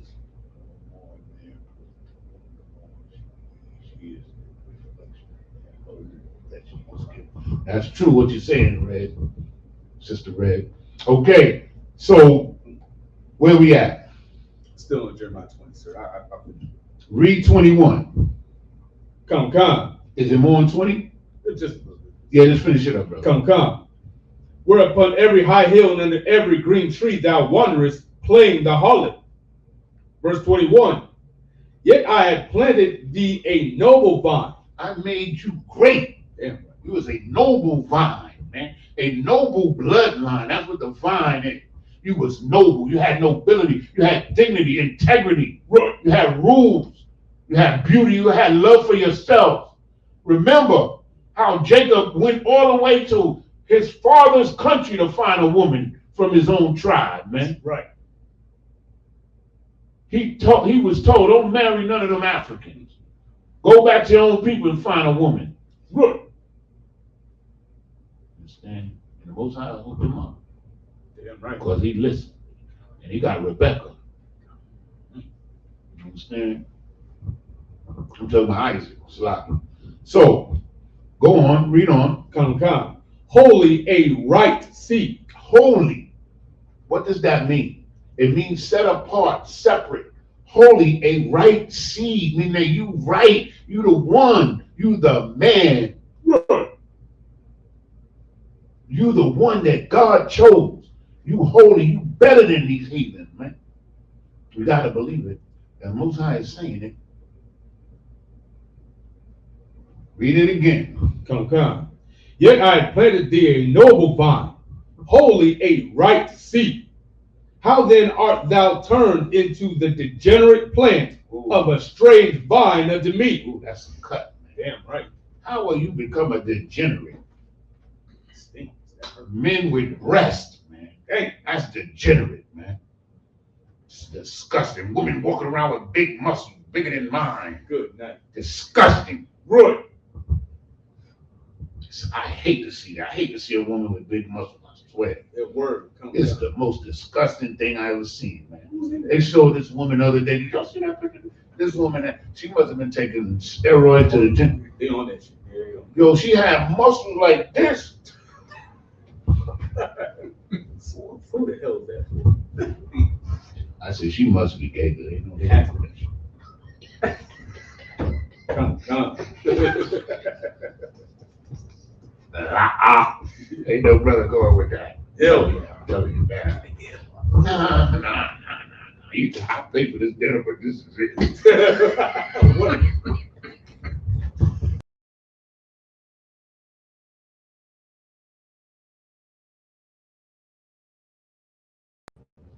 Salakia, y'all. I'm having too much of a good time. You know? But I'm trying to get it right, y'all. Read on, brother.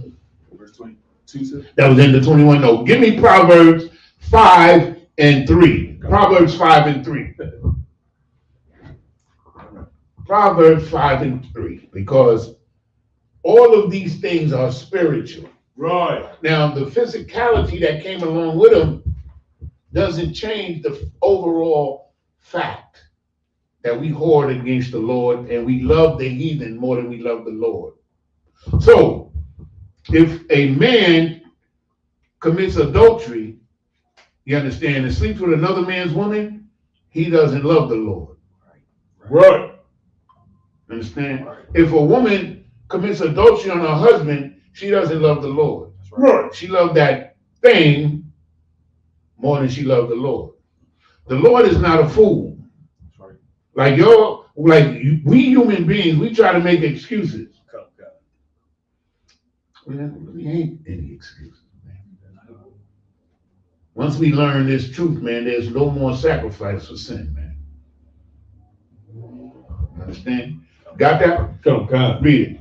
This is the book of Proverbs, chapter 5, verse 3. For the lips of a strange woman drop as a honeycomb. Now, this here is talking about a whore, but we're going to take the spiritual aspect of it. Mm-hmm. You know, when we talking about when we went and started a whoring with the other nations, it seems sweeter. Right. The other nations, oh, this is different, man. Oh, she smells a little different. You know, she got different kind of feet. Her eyes are different. Oh, I like that color. You understand? You understand? It's more light in that blue than in that brown. I'm just you know what I'm doing, but this is what we begin to do. Sweet, strange lips. Read on. Come. And her mouth is smoother than oil. She could talk. It's talking about how she can talk to you into doing stuff. Like, ask my man.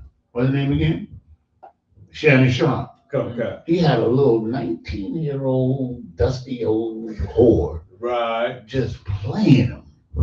Absolutely. She played him like a fiddle. She gonna walk away with millions. She turned down 10 million. She turned it down. She want 50. Ooh, right. Because she got some ammunition. Man, what a fool. He's in the media too. Right. It's just like when I was coming up in when Facebook and all this stuff first hit in New York City, it was gangs, right? In New York City, they would commit crimes and put it on Facebook. It was the funniest thing in the world, man. Like they would like commit crimes and then get on there with guns and stuff and talk shit. Yeah. Man, all of them in jail. All of them. Right. Commit crime and get on Facebook. Man. You are a dumbass. Right. But this is true. And so this is what this is about. With Shannon Sharp. He's a fool. He let this man, no 19-year-old running no game like that on me. Well, first of all, I'm not gonna put myself in I'm not going near no 19-year-old. Right.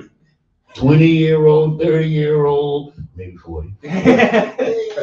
But those young girls is I never mess with them. Because they dangerous, man. You understand what I'm saying? You the sugar daddy. That's what you become. You be thinking, oh, well, one day I'm gonna tell you a story about my uncle, but I only told mine short. It's funny as hell. Yeah, but anyway, let's get back to the scripture. Okay. I just try to put a little fun in it. All praise. You understand? That's all. Most High Christ. That's all I try to do, to make it a little fun. And we still learning, right? That's right. We're still getting the gist of what we're saying here, what the Lord is saying to us, right? So read on, brother. Come. Verse 4.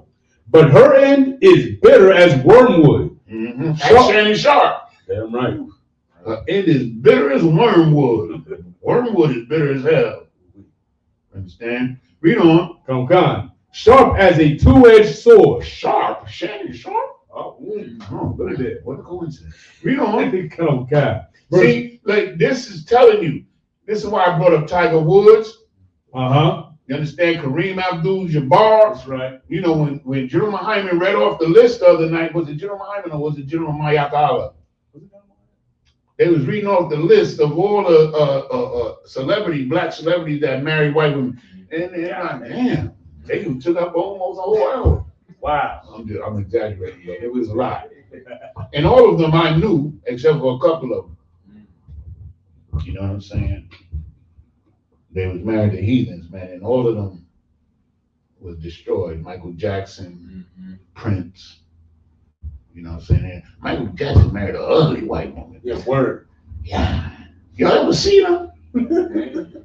Remember that woman that Kobe slept with in Colorado? She looked like that. That's crazy. Yo, man, y'all ever seen that? Just not Lisa Marie, but it's another white woman that he adopted those kids with because none of the kids is his seed. Right. But y'all get a look at that woman, you say, well, my God, you know he was sick, he was destroyed.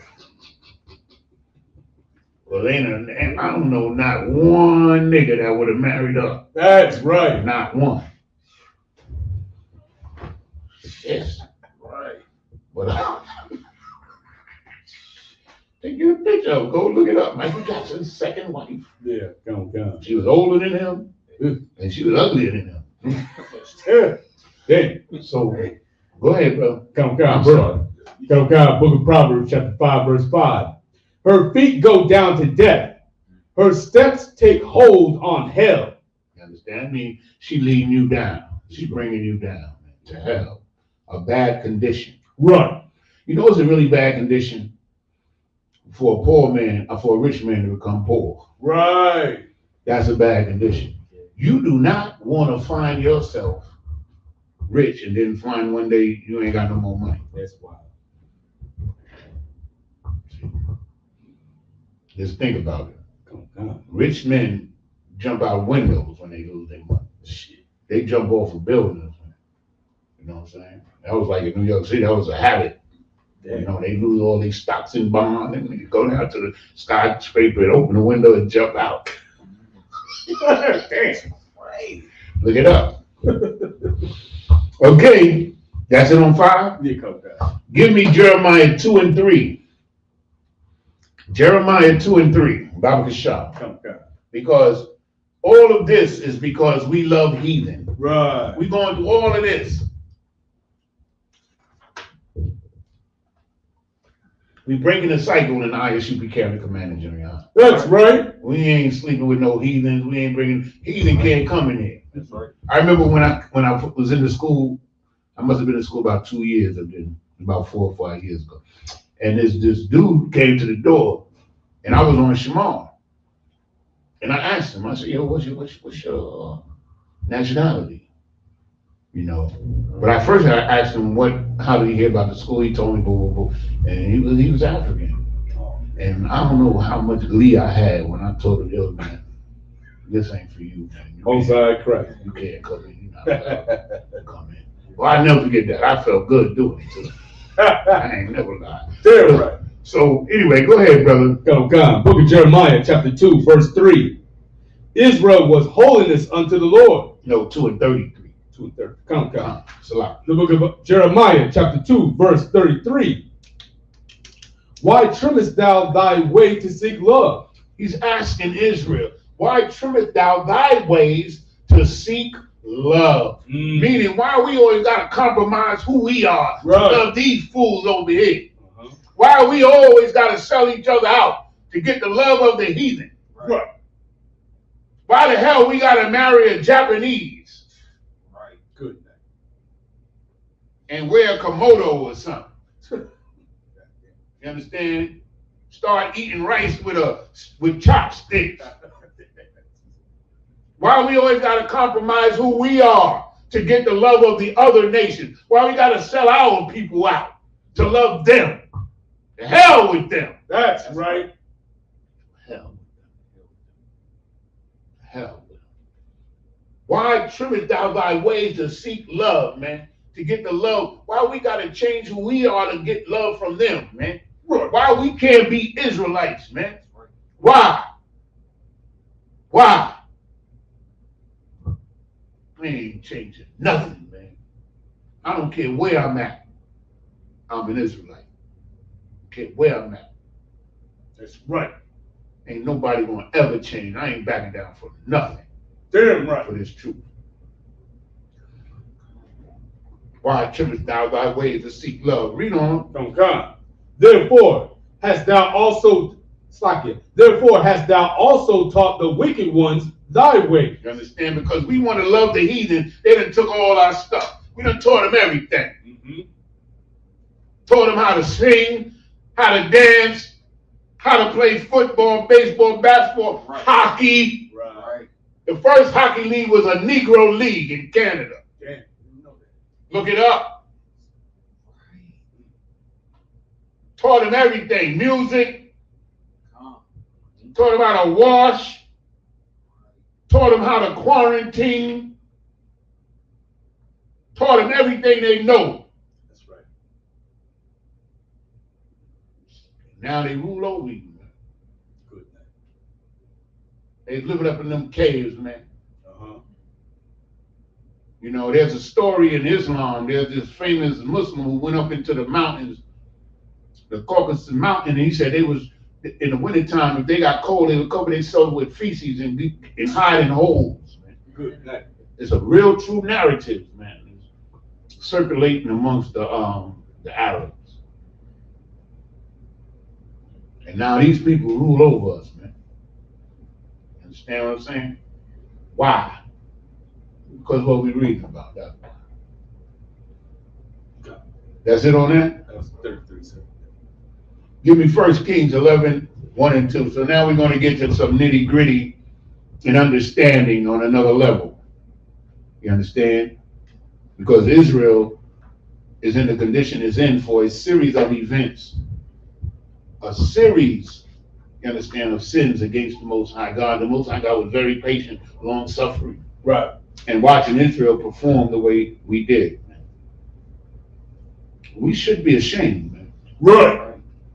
I'm ashamed at our people, man. I am.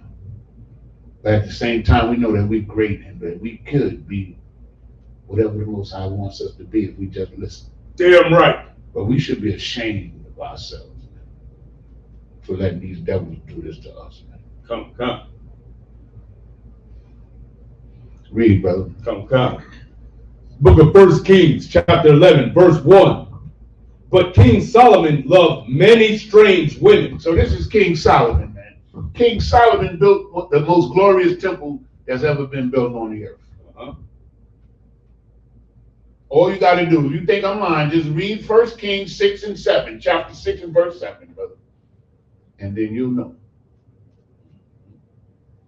That's all I'm going to say about that. Damn right. You understand? This man was the son of King David. This brother was the wisest man on the planet Earth. And also, his spirit was the spirit of Christ. That's another class for another day. I can prove it because it says so in the Bible. But let's see what he did. He married many strange women. Mm-hmm. Strange. She's strange. What? You know, remember that song? Yeah, man, that's right. Yeah. Go get a little in there. There's a song that they call She's Strange. He loved her because she was weird. Okay. Go ahead, yo. Together with the daughter of Pharaoh. He married the daughters of Pharaoh, the king, because what he was doing, he was marrying the daughters of the kings around him, making deals. But he was breaking God's law. Right. This is the reason why the kingdom was split. Read. Women of the Moabites. Moabites is Chinese. That's right. He married some of them. Read. Ammonites. Ammonite, Japanese.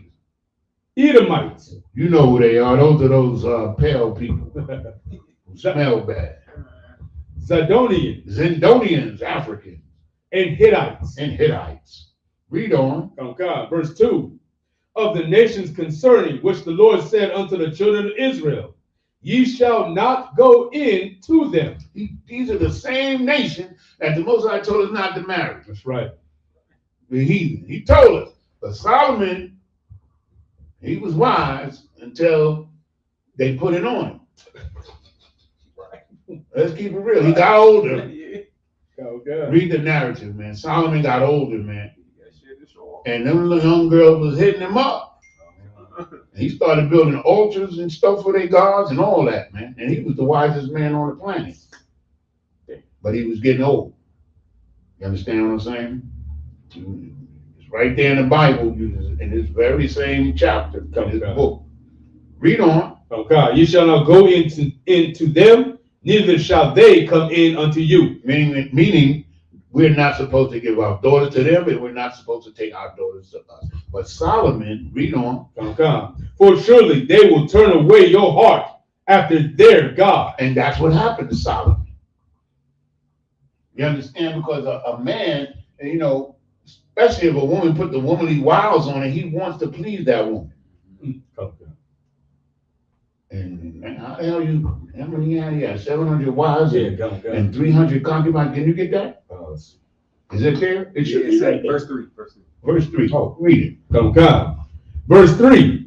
And he had 700 wives, princesses, and 300 concubines. So the princesses are he married the daughters of rulers and dignitaries. Those are the princesses. 700 of them. Now, I don't know. That'd take about 3 years to go through them. You know what I mean? That shit crazy. Good word. And he had 300 concubines. Concubines were the ones that were captured in war. Maybe their family was destroyed and he took them. And Solomon was, I don't want to say nothing bad about my brother, man, but dang. You know, I can't even imagine nothing like that. Like 700? Yeah. That's crazy. Take at least 3 years. So Solomon started getting old and he began to get weak for these women and they started manipulating him. You understand? Yeah, he said in the next verse. Go ahead. Verse 4. For it came to pass when Solomon was old that his wives turned away his heart after other gods. You understand? See, so now he wasn't marrying them every day. So this is over a period of time. He getting old. Why that daughter of yours, man? Listen, man, I'm gonna give you these grapevines over there. You give me that. You know what I'm doing. And he was marrying them young girls, man. And them young girls took his mind off of the Lord. Man. He's the king of Israel. Come, come. And this was the beginning of the destruction. Now, also during the reign of Solomon, we're at the most glorious time of Israel. Solomon built the whole temple complex. People think he just built a temple, but he built the palace, which took him 13 years to build. You understand? He built the Capitol building, and he built it like a place for the women, or where the women could have their, meetings and stuff. It was a whole complex he built. All you gotta do is read it right there.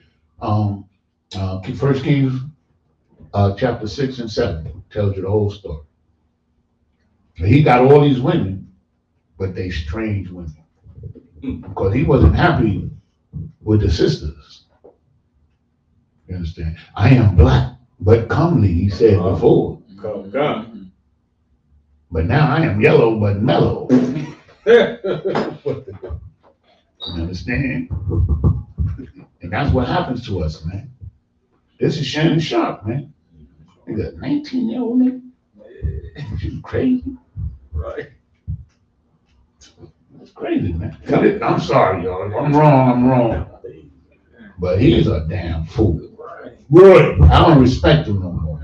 I think one more thing about him. He was about to get $100 million contract.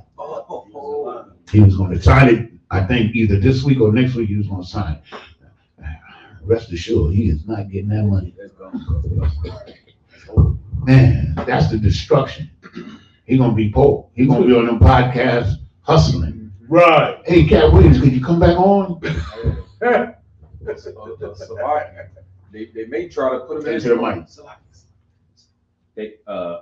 They may try to put him back in a dress or something to redeem himself, to give him that check. You Yeah, I wouldn't be surprised. Because they always give you that little tether so you can come back in here and hey, you do this, we'll get you that check. They do that. I hope not. They do it. I don't care about them. Yeah, I feel you. I'm tired of feeling bad for these Negroes, man. To hell with them, man. They don't give a damn. They don't love all that money, man.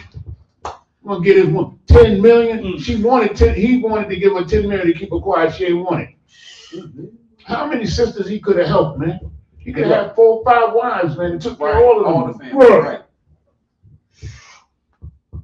No lie. Because he don't know who he is. Right. And he loved heathens, which is the destruction of Israel. Lord, will he repent? You understand? That's it on 3. Come, come. Give me Deuteronomy 7 and 3. Come, You got the Apocrypha on your phone? Come. Give me 1 Maccabees 1 and 11. I want you to read that after he finished this. Yes. Come, come. It's the book of Deuteronomy, chapter 7, verse 3. Neither shalt thou make marriages with them. Thy daughter thou shalt not give unto his son, nor his daughter shalt thou take unto his son. It's like unto thy son. Okay. So that's the law against, you understand what I'm saying, interracial marriage. That's the law.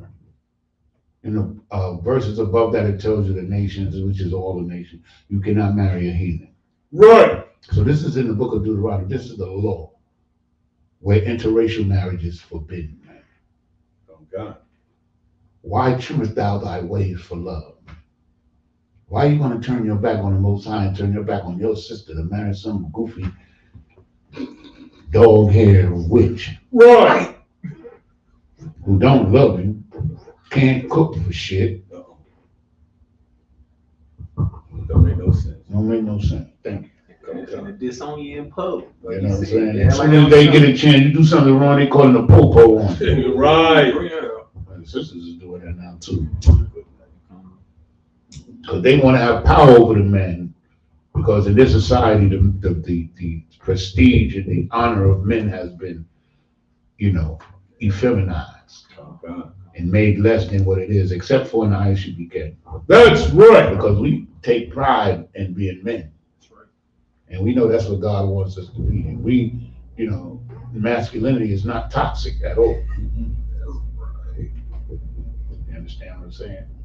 And most I don't like poop butts. I don't either. I can't stand them. Come, God. I can't stand them, but anyway, let's go. You still want First Maccabees 1:11? Oh, yeah, you finished with that, right? Come, God. Give it to me. God. Into the mic, nice and loud. First Maccabees 1:11. In those days went there out of Israel wicked men. In those days, wicked men, our men, were wicked. That's right. Wicked. Look what they did. Destroyed us with this. Read.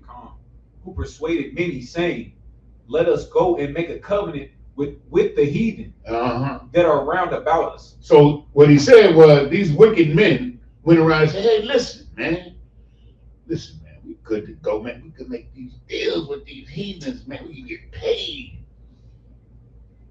We could get a gymnasium and wrestle naked. You. Yo. Crazy word. If you keep reading, that's what happened, man. Oh, they got a gymnasium from the Greeks. The Greeks had gymnasiums of those. They used to wrestle and do sports butt naked. Right. And the Most High got mad about that gymnasium, boy, trust me. And so here's our men. The Most High told us not to make no deals with them, man. But here we are. When Maccabee stood against them, the Most High was with him, man. Most High in Christ. But by then, the curses had already been pronounced. So even the victory that was achieved with the Maccabees was short-lived. We only had freedom for 100 years before the Romans came. Yeah. You understand? But we fought them Greeks, man. That's one of the greatest stories, man, in the Bible. Is that war we had with them Greeks. And them Roman Catholics, they knew to take that out. They took the Maccabees and them 14 books, the Apocrypha, they call it, out of the Bible. Because Esau is the end of the world and Jacob is that which followeth. That's right. They know. Meaning when Esau time is up, we rule. Right. They know it better than you do. But they trying to prevent it. Understand? I saw it the other day, yesterday, matter of fact, they're gonna send up an aircraft carrier that's gonna patrol in outer space. And they said the Chinese are afraid of it. Maybe they are, but I'm gonna tell you who ain't afraid of it.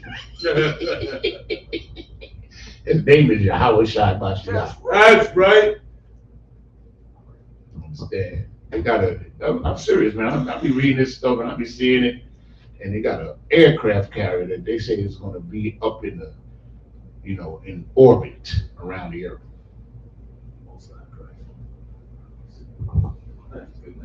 Good night is right. Read on, brother. God.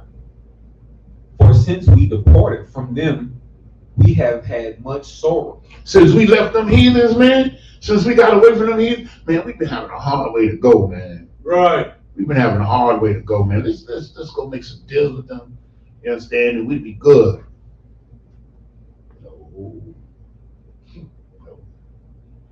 The Most High said, what we should have done is what Maccabee did. Judas Maccabee. But Mattathias Maccabee, the father, he said, hell with this, we fighting for this. That's right. And the Most High was with him. You understand what I'm saying? And we have something to be honorable. This is honorable in our history, what the Maccabees did, man. It shows the manhood of us. It's even a scripture that says that they was astonished at the manliness of the Israelite warriors. Anybody can find it to bring it up. It's in the Apocrypha. You understand? But we want to love the damn heathens, man. We want to love them. Oh my God, it's already 9 o'clock. Yeah. Do part 2, sir. Yeah, I'm gonna do a part 2 on this. This is heavy. You know what I'm saying? This is heavy, and I got some more stuff to bring out. But we got the gist of what our topic is tonight is that Israel loved heathen, and that's our destruction. I got you. Until read this, we're gonna read this one, maybe one more, and then we're gonna call it quits. Come on. This is the book of 2 Maccabees, chapter 13, verse 18. Now when the king had taken a taste of the madness of the Jews, The manliness. Read. He went about to take the holds by policy. You understand? He changed his mind. The manliness, the masculinity of our warriors, man, he was impressed. So like I got another. Go ahead, read. This is 2 Maccabees 3:24. Now as he was there present himself with his guards about the treasury, the Lord of the spirits and the Prince of all power caused a great partition, so that all that presumed to come in with him were astonished at the power of God, and fainted and were sore afraid. You understand? They saw it through us, through the men, through the warriors. If the Most High is with us, if we obey God, we're not going to lose. That's right. The manliness that it talks about is the masculinity, the unyielding spirit, the man of war. Right. That is the Most High, is your Father. He's your Father spiritually. He's your Creator. He chose you above all the nations of the earth. You understand what I'm saying?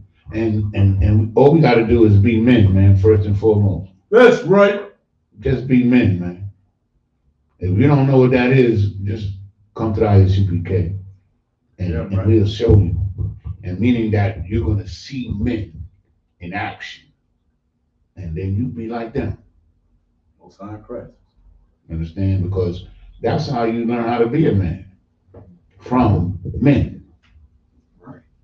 Women learn how to be women from women. A woman going to learn how to be a woman from a man. Yikes. I don't think so. Hey. Oh, hell no. Shit is madness, man. That's right. You understand? We're going to finish with this one. Come, cousin. Give me Isaiah 31 through 3, then we're going to quit it. We're going to cut it right there. But I got more. We might do part 2. Is it Isaiah 30? Yeah, Isaiah chapter 30, we're going to read verses 1 through 3. And this is another way of looking at it, that we love heathen. We love heathen. We love them. We love them. Good night. We, meaning our people, not me. Right. Because I'll never forget when I came in this class and I found out we didn't have to love them no more, I was happy. Most High in Christ. Because in Islam and Christianity, they told us that we got to love everybody. No, we do not. That's more love for my people. That's right. Right. That's more love for all of us. And then, you understand, we start to heal and get better. You understand what I'm saying? And the Most High be happy with that, man. Come. When was Christ the most happiest? When he sent those 70, the only account where Christ was exceedingly happy, I think it was John chapter 10, when he sent those 70 brothers out to camp and they came back with a good report, man. Most High Christ. That's when Christ was happy. So because they were serving the Lord and they was doing the work and they ain't taking no shorts. And that's what the Most High loved. That's why he loved King David. Right. That's why he loved Elijah. You understand? Because these were men of war. Moses, they were men of war. Damn right. You understand? And so we are men of war. Understand what I'm saying? And that's why we're going to charge them interest. Damn right. Damn right. So anyway, That's gotta come. read. Come. It's the book of Isaiah, chapter 30, verse 1. Woe to the rebellious children, saith the Lord, that take counsel, but not of me, and that cover with a covering, but not of my spirit. So let's break it down. We know that Israel is the rebellious nation. We know that, right? Come. That take counsel. You understand what I'm saying? They want to go to the UN and take counsel with the heathens. That's an example. Come. We listen to what the other nations say, and we go with that. That's taking counsel. Because counsel is advice. That's what counsel is. Understand? Counsel is resolution of issues. You understand? And our issues never get resolved. Because we take counsel with somebody other than the Lord, other than the men of the Lord. We're the representatives of the Lord. Right. Commanding General Yohana, the generals, the captains, and the officers, and the troopers, and the sisters. That's right. You understand? And we have to take counsel among ourselves. Remember when they was building the second temple and them heathens wanted to come and help? The brother said, nah, we can do this we gonna do this by ourselves. Right. Some heathens got mad, boy, started cutting the supply lines for the materials that we needed. But they wanted to be down with us. Nah. That's right. You cannot come in. You can see ya. That's how we gotta be, man. You know what I'm saying? They be getting on Captain Azari about heathens. I love it, man. I love Captain Azari be setting them straight. Damn right. No heathen coming to the cookout. They were talking about some cookout in Atlanta. Some heathen wanted to come. Wasn't we listening to that on our way down here? Come. Captain Azari said they ain't coming to none of our events. Right. They ain't getting in. They can come. They can look outside. They be outside watching. The hell with them heathens, man. That's right. The hell with them, man. Let them get their own cookout. You understand? Let them eat that fufu and goo and all that. You ever eat fufu? I tried it one time and I did, man. And that's some nasty shit. It's only the reason why I tried it because it kind of looked like grits, kind of like yellowish color. But Jesus Christ, and they eat it with their hands too. Anyway, I tried it one time and I would never even smell it again. Trust me. All praise. Read on, brother. Come. That they may add sin to sin. That we, you understand, not, they put on a covering with a covering not of my spirit, meaning we're living in another religion, another faith, another way of life other than what God wants us to live. And we cannot have the spirit of the Most High without truth. You cannot. Damn right. You can't have the spirit of the Most High in Islam, man. Right. You can't have it in Christianity, man. Right. Christianity, of all the religions, is the funniest religion, of course. Like, you see them jumping around and stuff. And I saw this one sister, boy, you know, if she was back in the 40s, she would be a superstar. She was doing that. I think she was doing what they used to call it the Lindy Hop or something. If y'all know what that is, that's an old dance. When Lindenberg went across the ocean in an airplane, they made a, you know, black people make a dance out of it. So they made a dance called the Lindy Hop. It's a wild dance, man. And then it's like break dance, standing up. And then the sister was in the church doing it, man. I was like, what the? It's funny. Christianity is funny. It's funny as hell. Anyway, read on, brother. Come. We got to let these people go. Come. Verse 2. That walk to go down into Egypt and have not asked at my mouth. They want to go down to Egypt, meaning the oppressor that rules over us. We want to be down with him. Right. We want to make America great again. I'm a Democrat. That's what we want. But in ISUPK, we want to be us. Right. We want our Father's help. We want his help. Come. He's going to help us. They are not. You understand? Read on. Come. To strengthen themselves in the strength of Pharaoh. You understand? We strong because we think we Americans. Right. I'm an American. You understand? We got the baddest military. Nobody can do nothing to us. The U.S. military gonna protect us. That's what it's done. Read on. And to trust in the shadow of Egypt. In the shadow of Egypt, man. The shadow ain't nothing, man. Right. But a reflection of the image, man. Nothing. The shadow of Egypt is like the reputation of America. Come. We trust in it. But it ain't really nothing, man. Right. Because once you take away the light, it's gone. Right. In an instant. Come. You understand? Most eyes wise, man, we a billion times wiser than us. But he gave us enough intelligence to begin to understand. Because if we follow his word, we can understand. Any more? Kamikaze. We go to verse 3. Yeah, Kamikaze. Verse 3. Therefore shall the strength of Pharaoh be your shame, and the trust in the shadow of Egypt your confusion. You understand? You confused because you think you're an American and you think that these people care about you, especially them Christians. I heard, what was the name, Reverend, what's that, Pastor Bennett?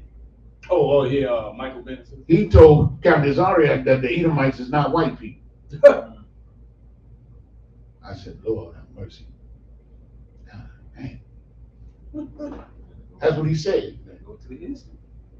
He said the Edomites is not white people. So me, I would have asked them who the Edomites. And they better fit the scripture. Right. They better be red and hairy all over and liars and love weaponry and love to kill Israelites. Right. They run this world. And run the world. That's right. Yeah, so These Christians are insanely stupid. That's right.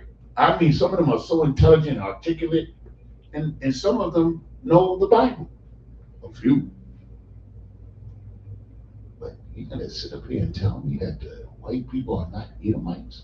And I don't know what Bible he reads. That's wild. Like, they dwell in the clefts of the rocks. Understand? They fornicators. Mm-hmm. They haters. They love to murder Israelites. Right. I don't know who that is. If it ain't them, then there ain't no such thing as Edomite.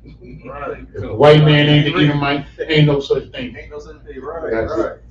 Ain't eating raw meat. Israel loved heathens. That's why he said that. Right. Because he loved heathens, man. He want to argue against salvation for Israelites, but he loved heathen, thinking that white people is not the Edomites. Hey, listen, y'all. We appreciate everybody. We got a problem. We appreciate everybody that tuned in. You understand what I'm saying? It's more than likely, Lord allow, we're going to do part 2 and finish this up next week. Both sides correct. You understand? And I really appreciate everybody that tunes in. Damn right. And please, if you got questions, ask the questions. Right. Understand? That's right. It is upside down, sis. The world is what I remember back in the day. They had a song called "Ball of Confusion" by the Temptations. It was a hell of a song because it was explaining all of the madness in the world. And this is what we just read in the scripture. It was weird confusion because we followed after these heathens. Right. That's why we confused. But if you say, "Hey, I love this. I love my people. Right. I love Commander General Yohana because he fought to keep the truth alive in a scene that's absolutely," if you ever hear his story, it's absolutely biblical, man. I'm telling you. You know what I'm saying? And with that, this is the home of the truth. Man. This is the home of the truth, and we do not differentiate with any word in this Bible. That's right. We just get the proper understanding because we have the men that have it. And with that, I say shalom. We're ISUPK, started out of 1 West 125th Street, Harlem, New York, under Commander Jerry Yohana, and I'm passing the class over to Priest and Officer Mike Charles for a while.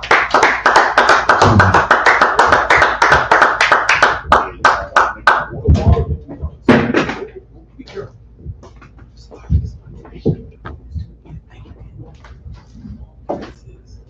You need help a little? No, I'm good. My back is stiffened up. I already know it would. Right. Security announcements. We are the ISUPK out of 1 West 125th Street, Harlem, New York, under Commanding General Yohana. New rules for brothers and sisters. When a new brother or sister comes into the school, they are off limits for 6 months. They're to be saluted only. They're here to shed themselves with the world. After 6 months, if a brother or sister has an interest in a particular person, he or she must get permission from the head to speak to a brother or a sister. There's another 6 months in which the brother or sister will court each other. After the 6-month period, the brother or sister will get permission from the head to marry. Tithes, which is a commandment. You can find this in Numbers 18 and 21 and Malachi chapter 3, verses 8 through 10. It means tenth in the Hebrew is pronounced ma'ashra. 10% of every penny of any increase the Lord gives you. You give to the treasury department the teacher. Priest fund, free will for priests, not mandatory. Whatsoever amount you like to give. Upcoming Holy Convocation. Right now, we are in the middle of the Feast of First Fruits, which happened after the Sabbath of Unleavened Bread. It'll count 50 days from that, so we celebrate the 50th day, being June the 8th, Sunday. Get with the camp leader or your, or basically let's get in the camp leader and learn more about it. Remind Akiman Akwafi and check on social media such as isupk.com, Facebook, Twitter, YouTube, and so on for ISUPK events and materials.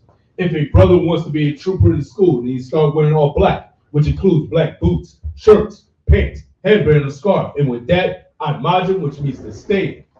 Sar, turn to face the teacher. Men of Israel, we give one courtesy salute unto the teacher. Men of Israel, Amad Shabbat, Amajim, Barak, Yahweh Hashem, Yahweh Shah, Brakatah.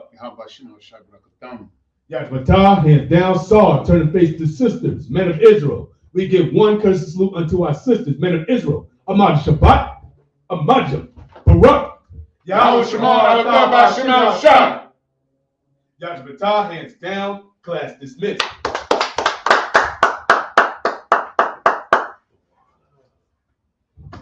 I appreciate you guys.